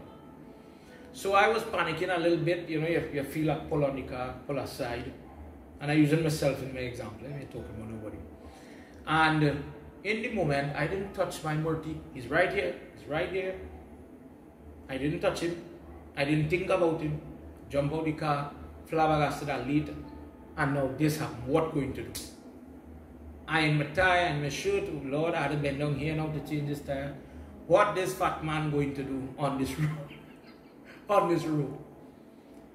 And before I could call somebody, and in those days, I always say I have a blessed brother named Sham. Sham is Nandi husband, and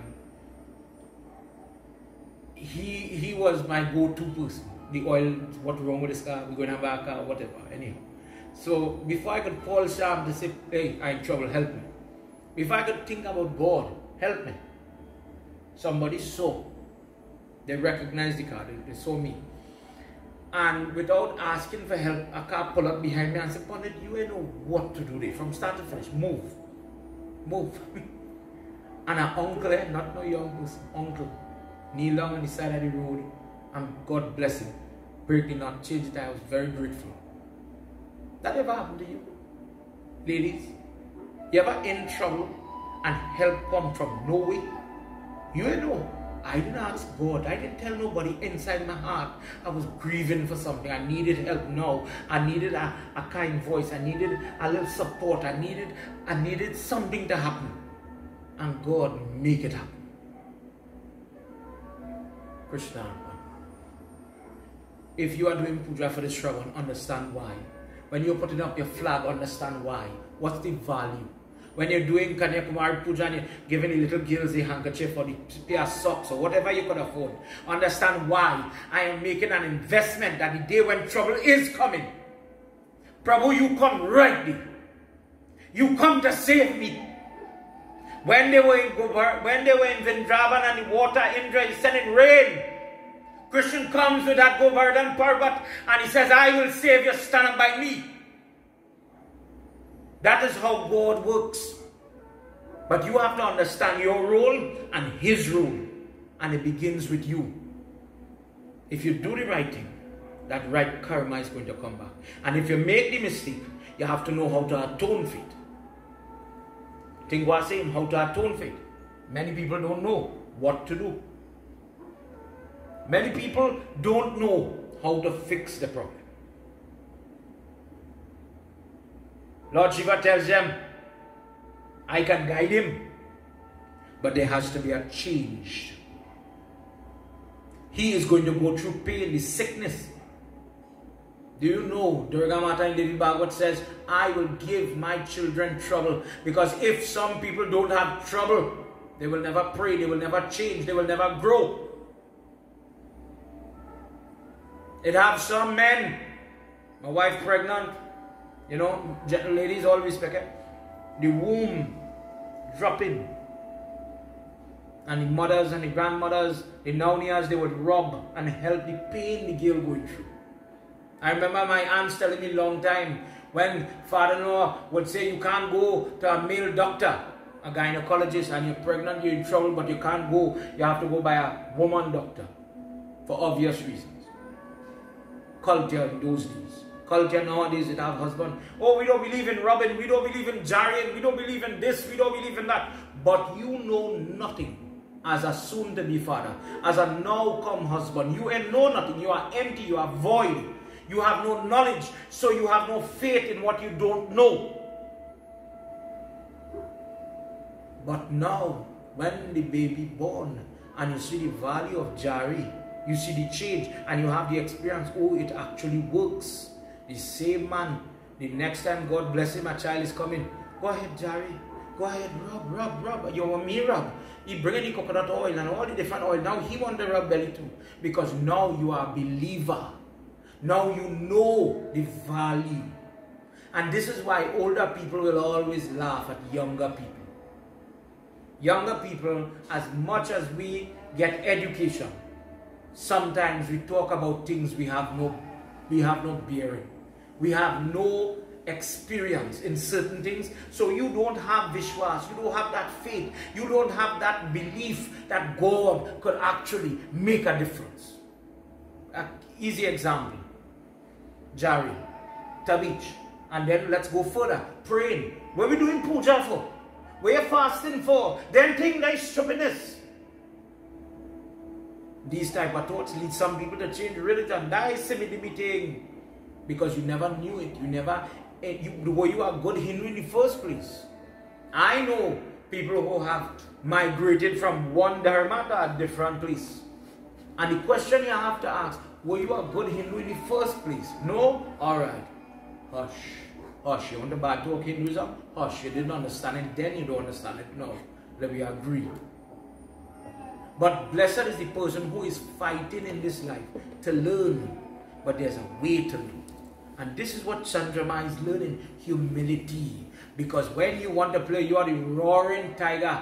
Brother, one day God will take out all those teeth from your mouth, and the lion, the king of the jungle, will have no more bite behind that bark anymore. The best of the best will come down from that throne you're on.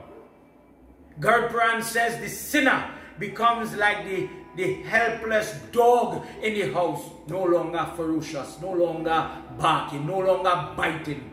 In fact, you become helpless, you become useless because of karma. This is what is happening to Chandrama. He did not heed warning. He did not listen, and he did not want to reform. He's going to be young, virile. He's going to be handsome. He's going to be fertile all the days.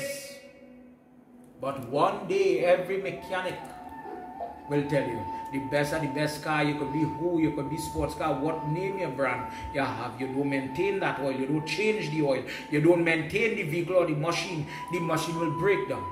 You don't change your ways and upgrade who you are. Self-realization, knowing who you are and seeing where you can better yourself. You don't change those things. One day you're going to head to ruin. And you're going to be in a position like this fella.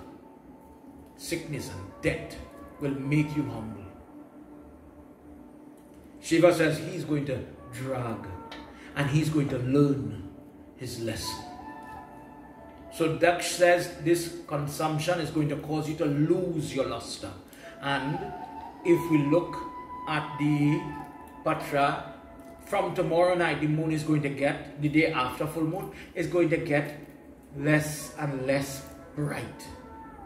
It is going to get dull, more dim, more dull, more dim, until dark night is going to come. New moon is going to be no moon in the sky. Yes, you have first quarter, last quarter, all those other mechanics, but let's just focus on new moon, full moon. From the dark, the trajectory from brightest to dark, and then something else will happen. We'll talk about that just now. Brahma says, Prabhu, who do you not have compassion for? Prabhu, he is foolish. Prabhu, it is your Maya that cause a person to become so enraptured that they get lost in the physical. Remember we were talking about calm and earth last night? Some people get so worked up that I have to earn money. Money becomes their entire life.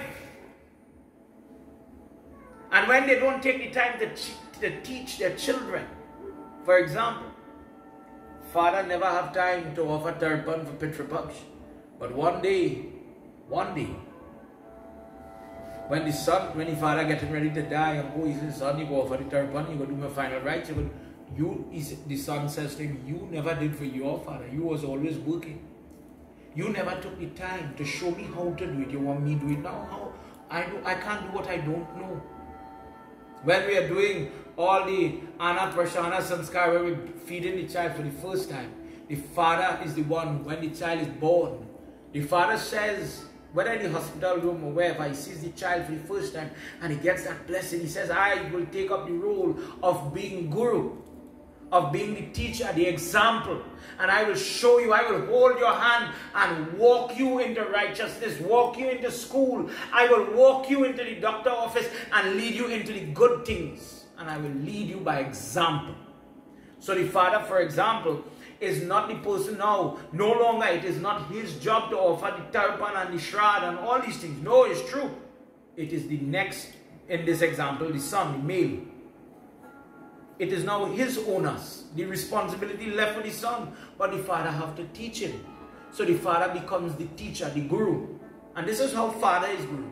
The father is the one who has to do all the prayers, initiate, who sent Garg Muni to go and do Nam Sanskar for Krishna. It wasn't Devaki. Devaki, the mother in all our dharma. The mother has done her part when the baby is born. When they do the Niskraman Sanskar and they do the first meeting, Nam Sanskar is going on. The mother is getting all the gift. That is the day, ladies. Everybody, your mother-in-law, your mother, everybody is supposed to come and say for all your hard labor and all your work, all your back pain, all your blood loss and all where you went through, for every inconvenience today. Look, we have a papa and we're so happy. We his grandparents. The husband get blessed. Husband supposed to go and buy gold, sari. In the puja, is part of the prayer is to gift the mother. Thank you for what you have done for us. Vasudeva is the one who is concerned about christening, getting Diksha, Guruji. He sends Garg Muni, go and give them the name, and Garg says his name is Krishna. A Krsna is a type of mantra to distract, to infatuate. So the name Krishna, the one who distracts you. When you listen to Krishna discourse, you are enraptured like the gopis. They want to hear more, they want to play with him more. They don't want him to leave. He has this power to enrapture you, to make you infatuated. He holds you. But the father is the one who arranges that. The father is the one who will arrange the girl's wedding, the boy's wedding, will meet, will do the malap on the road. Everybody loves their mother, but the mother is not the person going on the road to meet with the other side like this. The father is the one who has that job. This is the role. In doing so, the person who follows their duty, they are going to get the blessings. Lord Shiva says, Chandrama will learn. Chandrama is going to get the lesson. He's going to learn. All the devatas leave. Brahma is still begging him, help him, Prabhu, help him. Help him, Prabhu, help him. The moon goes to Shiva after being summoned, and he's told to go to Prabhas and worship Shiva, doing what? Mrityunjay, Puja, Vidhi. Using Mrityunjay, pray, and get the darshan of Lord Shiva to heal your body. That when you worship him, O Som, you will be freed from disease. And he goes there and he's weak, he's sick. You know, some people say, I am feeling good today, I go pray. But the only time you need to pray the most, when you need the help. And Chandrama is crying, he is weak. He is the one, when he is full moon, in our Dharma, when Nag Panchami Puja, when there are different prayers where you have to go in secluded place in the dark of night, when the moon is high, to do certain Havan. Different type of Havan, different purpose, just written that way. When you're going to harvest things like Pungalala and different Bringiraj, different type of herbs, go in moonlight, and the plant will be more succulent. One of the names of the moon, he is in charge of all the herbs. He is in charge of all the medicine to grow literally from the ground.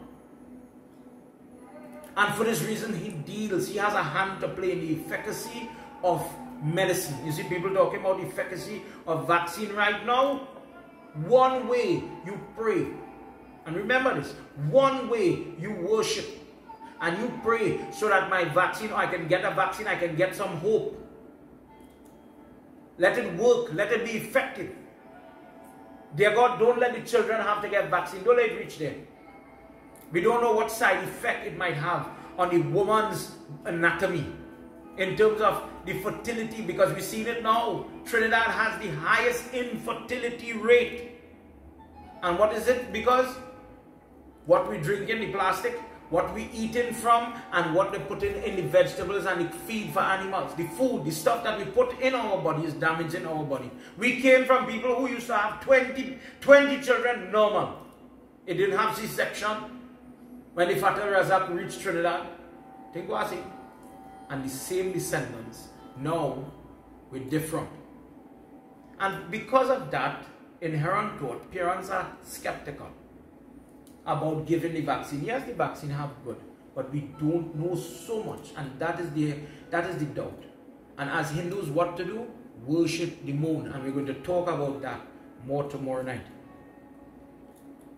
Chandrama in this Prabhas Kshetra sits down and he makes a lingam and he chants, he does the worship of Mrityunjay, and he offers different kind of flowers, different type of breathing exercise to control the breath. He already had a lung problem, so he couldn't hold the breath to do the jap properly, to do the rhythm, to do the breaking, the annotation of the mantra. But he still tried and he was doing it, and slowly he started to see betterment. He slowly realized that as time is passing, and a lot of time passed, he started to be able to hold the breath a little better, control his body, get a little strength. And that gave him the vigor to encourage him to do more. He didn't say, okay, I started to feel good, stop praying, as some people do. In fact, O Shishya, this is where a person resorts to repenting. Repenting. What is repenting? In Hinduism, there's a big word karma, and then there are different types of karma. Types of karma. So the karma that comes from your past life, making you have 10 fingers, 10 toes, now, that is corrupt karma. And then when we do bad, when we do make a mistake, for example, when we get married and you'll have to come and decide that Jaya home that I was talking about, that is called praschit karma. Repenting, asking for forgiveness by following a method usually of charity or prayer. Somebody asked me recently, if the patra don't have that, if people say, well, damn a karma, I was supposed to get bald head, damn a karma, I'm not supposed to have children, I'm not supposed to have a wife or a husband, damn a karma,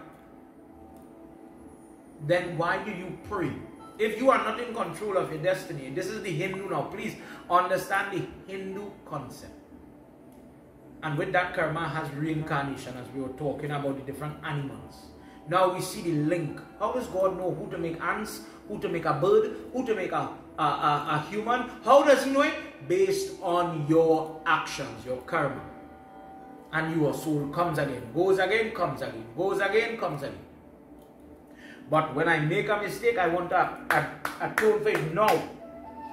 So we do pray, we do vrat, we do fasting, we do puja, and we pray.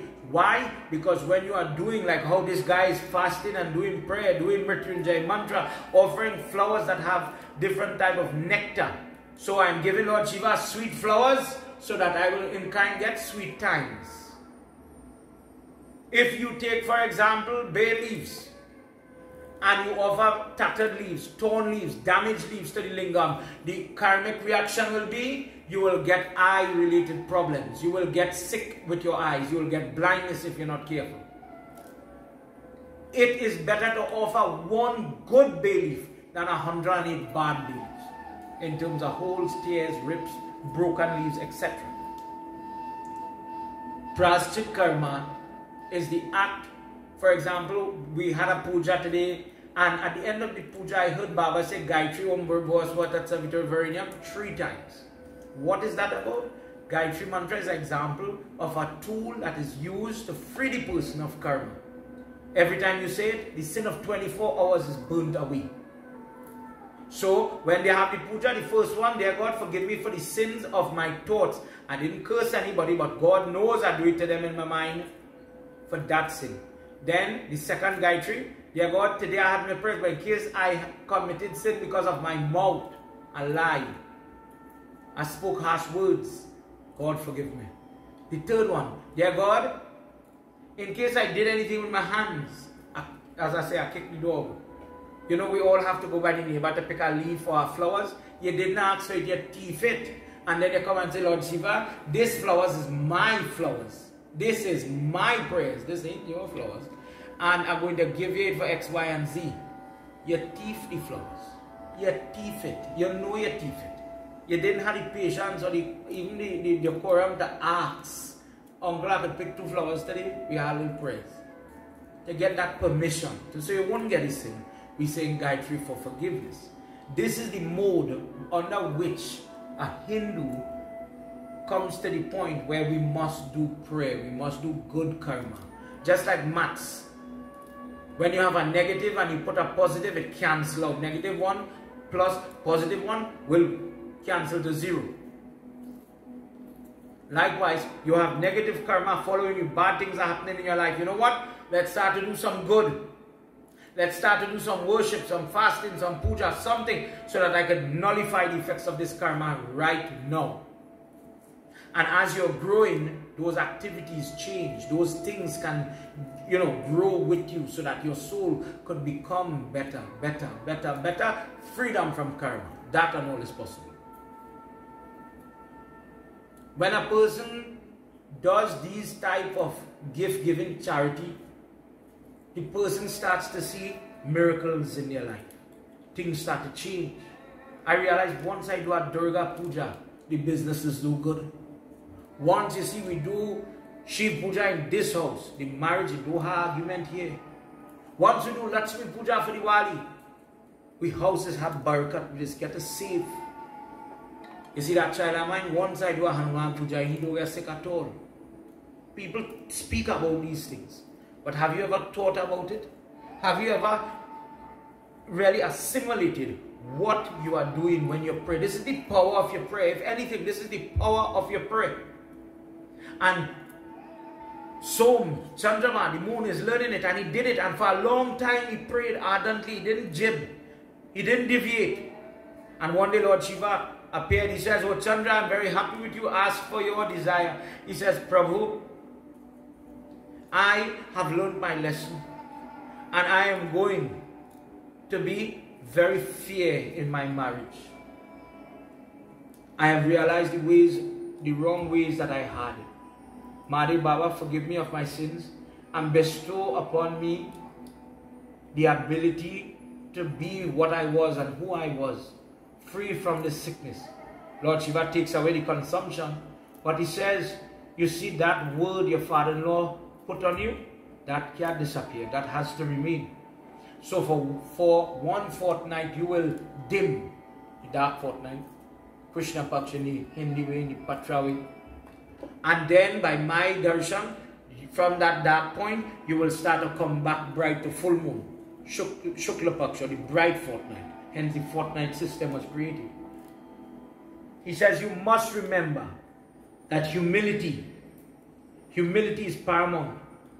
Listening to this, the now very humble moon starts to call, "Deva, Deva, Mahadeva, Parameshwara Namastute, Umanath, Kailashnath, Swami, Mantar He Yahe, Bhavasagar Tata Indratam, Rudra He Sataye Shankara, Pura Puja Lingo Bhavaye, Puna Punaha, Umapati Mahadeva Ki Jai." He says, "Oh Dev, Mahadev, Sadashivaya, Parameshwar, Lord of Parvati and Kailashnath, today you have filled the heart of this devotee by your power and prowess. Today you have brought the miracle that I was praying for. When no other Devta, when I thought I was so powerful, I thought I had everything, I had the luster, I am the great Devta." Isn't it some people think them is the Devta in their own life? Them is the God of their house. And then something happens and it breaks them. He says, "I waited too long to reform and I have learned my lesson, but there are going to be other people who could be saved from this level of pain that I went through. Sadashiva, manifest." This is my last part of my desire. "For the benefit of all your other children who may make mistakes along the way, people who have breathing problems, people who have lung problems brought about by bad choices and karmic reactions from previous birth and this birth. Leave your form here, leave your energy, leave a spark of you here, so that people will come, people will recall you, people will come to you just as I did, and very quickly help will come to them." Lord Shiva lifted his hands and he blessed Chandra. "So wonderful, your attitude is changed, that now you are magnanimous. Not only are you praying for yourself, but you are praying for others. In this spot where your lingam was created, I will establish myself as Som, meaning the moon, Nath, the Lord of the moon, Somnath, Jyotri Lingam, not man-made, but divine creation." He manifested and he says, "Me and Goddess Parvati will remain here for all time. Till this universe is destroyed, we remain here." Prem Sabolo Shri Adi Shakti Mata Ki Jai. Brahma goes and he makes Chandra Kund. Kund meaning a big pool. And people till this day go and they bathe in that pool, taking that blessed water, and then going to worship the Lingam, because it still exists till today. If a person goes visiting this Lingam and they get the opportunity to walk around it as they do when you go, the sins of this life, the sins of last life, they dissipate. A person, just by the sight, the darshan, just by watching a million miles away, but you could make out the Lingam, is relieved of sins brought about via neglect of children, of spouse, of family relationships. He has the desires that he's praying for or she's praying for, they are fulfilled and they achieve mukti. The person who goes to all pilgrimage, but does not visit Somnath Jyotri Lingam, that person has not completed their journey. All ascetics, all sages, when worshipping Mahadev, they call on the Jyotri Lingam and they remember the lesson learned by the moon and the delight and the salvation, the mukti that comes from just remembering this discourse would save a person from all forms of consumption and breathing related problem. This praise is echoed throughout text, and blessed is the person who just has the opportunity, because there's this huge temple now around this Jyotri Lingam. If you just bow to the dust at the entrance of the temple, passing it on the body, the person who has different type of skin ailments, etc. Just by listening to this discourse, by practicing the prayer, Om Somnath Someshwaraya Namah, chanting his name, singing his glory. When you hear Somnath Jai Jai, Jai Rameshwar Jai Jai, and you hear somebody chanting the name of the Jyotri Lingam, by doing it, the sickness that is plaguing your body, the sickness that is coming to you because of past sins, that sickness, that miracle is possible because of the blessings of Sadashiva. This guru that is the world's guru, when everybody else abandons you, when everybody else is helpless, just like Chandrama couldn't get help from Brahma, Indra, all his colleagues in the Navagraha, nobody could help him. Mahadev Baba is that person who gives you the potent tablet to fix your problem.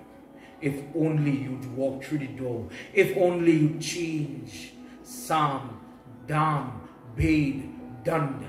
If you only change, if you just listen to wise counsel and learn to follow your dharma, then your karmic burden would be so much less. If you have cheated, if you know tonight where you are sitting, you have done your wrong, heed my warning. Don't wait for it to follow you in your life of your children. Tomorrow is Shravan. Get up in the morning. Tomorrow night we are going to have a wonderful discourse. Get up in the morning and offer your dar. Who is going to get up to say the prayers? Just say your prayers. If you can't go and get this, that and the other, you're not locked down, you're living in Canada and you can't reach by the Pujas store, you could still pray. You could still call him here in your heart. Self-realization, realize where is God? Here. Where is the power? Where is the ability to control my destiny? Here. Hinduism is just geography. The Dharma, the eternal principle by which I live. That is what I'm saying Jai to. So when I understand Dharma, when I understand Karma, when I understand Samdam, Bade, done, I will know what is the guidance, how to, my son-in-law giving trouble, how to talk to him, how to address a problem in my marriage. These concepts, this Sanatan Dharma, for example, this is just one example. This is the guiding force showing you how to live right. That is your Dharma. And when you say Satya, Sanatan Dharma, true eternal principles by which I live, victory to that. Victory. Victory. Because the truth is you have the potential to change the course of your life. What does Krishna say? Krishna says, blessed is the sinner that makes up his mind. It is time to change. Consider that person a saint, O Arjun. Just by thinking it is time to change. Just by wanting to be better. You can cross all barriers, cross all labels that people put for you. You don't have to be Daimak Karma. They have people who believe that, who think like that. I can do nothing about that. I cannot change. Well, then why do you pray? Tonight I'm concluding with that question. Think about it.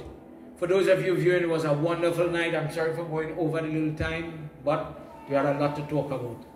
I'm glad that we got to spend the Guru Purnima together. For all the God children and all the people that called and messaged, I love you all from Priya Mata and myself. God bless you all. Thank you all. God bless you. I'm not a pundit. God bless you still. I love you. I love you. And I wish that COVID don't touch you. And if it come out of it. Go to your Lord Shiva. Pray. Mrityunjay. Use. Follow in Chandrama footsteps. And the lung problem, that could come off. That could come off if we catch it in time. If we don't get down now and we get on our knees and fold our feet and whatever and do our prayers. When the variant come, it will be too late. Now is not the time for balance and freeing up. Now is the time to get disciplined. Now is the time to be responsible. Now is the time to be mature in your prayers as a Hindu, following the Dharma that you believe in. Tonight, I hope you understand a little more about Dharma. I hope you understand why Krishna told Arjun, pick up your bow. Why Daksh reaches where he reaches. Because sometimes people get confused. Isn't the son-in-law? We always say the father-in-law worship the son-in-law. How is it he's putting a shrap on his son-in-law?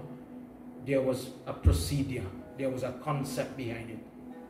Because when people are not changing, something has to stop them. And this is where it sometimes reaches. Every mother here, I remember my mother wringing hairs, cutting the tail. When you listen, there must be a consequence. Otherwise, it would be a free-fall. And this is what our Dharma teaches. Tonight, it was wonderful reading for you from this Koti Rudra Samhita. If you're watching on YouTube, please subscribe to the channel. We need to reach more and more people. I am begging you, please send these little satsangs out. Share it for your circle, share it for your people, so that your people could understand. Your married people could benefit, and maybe they could hear something to give them a little inkling of hope when they are in their dark moment. Tonight, as we conclude, please join your hands. Dear Lord, tonight as we come to the end of our second night of this Yagna, on this full moon night, Prabhu, we thank you sincerely for allowing us to listen to the discourse, this great discourse of the Somnath, Jyotri, Lingam, to listen about the different concepts as a Sanatanist, to understand the mechanism of karma just a little bit by understanding Parabd karma, Praschit karma, to understand the value of my prayer, to understand the value of gifting things like cotton stuff, why we do this one example, one thing that we give in puja, why we do it, one thing we might give when we have a lady come and we give she a little sari, a little kindness, why we do it. Prabhu, may you guide and bless and help all those that are watching, wherever they may live. May you live there, may you be with them, may you touch their lives, may you be in their homes. Prabhu, in those homes where parents are fighting each other to get to some resolution, Prabhu, send a solution and help that marriage, heal that marriage. Let them love each other like the first day they got married, the first day he proposed. Let that love come back. Let it be Sohani Rat again. Dear God, as I conclude, I am making mention, Prabhu, bless a husband to understand his role as a man in a marriage. Let husbands know that they are responsible for the happiness. And I, Pandit Keshava, I am saying it, Lord Shiva, bless men to understand that they are responsible for the sexual gratification, the happiness in their wife. God, let them do their homework. God, let them do their homework. God, bless them to do their homework. Too many homes are going asunder because of it. Prabhu, when we are in mommy house, that is the time for school, friend and friend and friend. After a while, friend have to take a back seat, Lord Shiva. Give us discipline. Give us that maturity, Lord Shiva, to save the home. The children need their father, they need their mother. Dear God, don't let the house split. Save the home, Lord Shiva, please. I today as Guru for so many, on behalf of everybody who listening, God bless their house and save the marriage. If it's going good, keep it going good, Lord Shiva. And if it had trouble, help them. Forgive them. They make a mistake, forgive them. Forgive them, God. Forgive them and help them. Help them for the sake of the children. Help them. Tonight, final pratna. Dear Lord, thank you for another wonderful satsang. I hope you enjoyed it. Forgive me if I said anything out of the way. I'm talking the truth from the text. Tvameva Mata Chapita Tvameva Tvameva Bandhu Chasaka Tvameva Tvameva Vidya Dravinam Tvameva Tvameva Sarvam Mama Deva Deva Tvameva Sarvam Mama Deva Deva. Together everybody.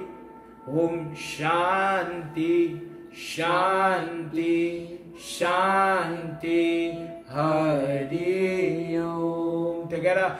Prem Soloma Pati Mahadeva Ki Jai. Pavana Putra Hanuman Ki Jai. Shri Adi Shakti Mata Ki Jai. Vrindavan Bihari Lal Ki Jai. Remember what it means. Satya Sanatan Dharma Ki Jai. Victory to that eternal Dharma that we live by, that we follow. Be empowered. To all those viewers from Fiji Islands, Germany, Spain, those who were messaging from Indonesia last night, God bless you. God bless you. I know you're in Shravan already. And look out, everybody. We are planning to do Shravan on WhatsApp. So if you want to get involved, message please. Message me on Facebook and we'll be in contact. I forgot to put the number last night. I'll put my cell number. If you don't have it, please WhatsApp me. Please reach out if you want help. We are here to help. We are trying to do virtual puja so that although we have to follow protocol, we follow the law, we follow safety and not endangering anybody. I want to come back in person and do prayers, but it's not safe. Too many people don't have vaccine. It's spreading still. How many people died yesterday? It is safe. So we are working with the situation to still do Shravan until one day we'll do it the traditional way. Please get in contact with me tonight. I'll put the number. Message if you're watching on WhatsApp. If this is after the fact, still message and you'll be in lieu for the next occasion. Everybody, it was a pleasure as always to teach. I hope I didn't offend anybody. I humbly apologize. I know sometimes Babas don't talk about the things I talk about, but I'm just talking the truth based on what people are going through. Forgive me for that. For the elders, if I'm saying anything that you thought was horrific or strange or outside the mold of a pundit, I apologize for that. But this is what people are facing. And that is what I'm trying to reach those people. Please forgive me. Prem Sabolo Mahapati Mahadeva Ki Jai. Sitaram everybody, till tomorrow night, our last session, be viewing and share this satsang please so that other people can benefit. Sitaram.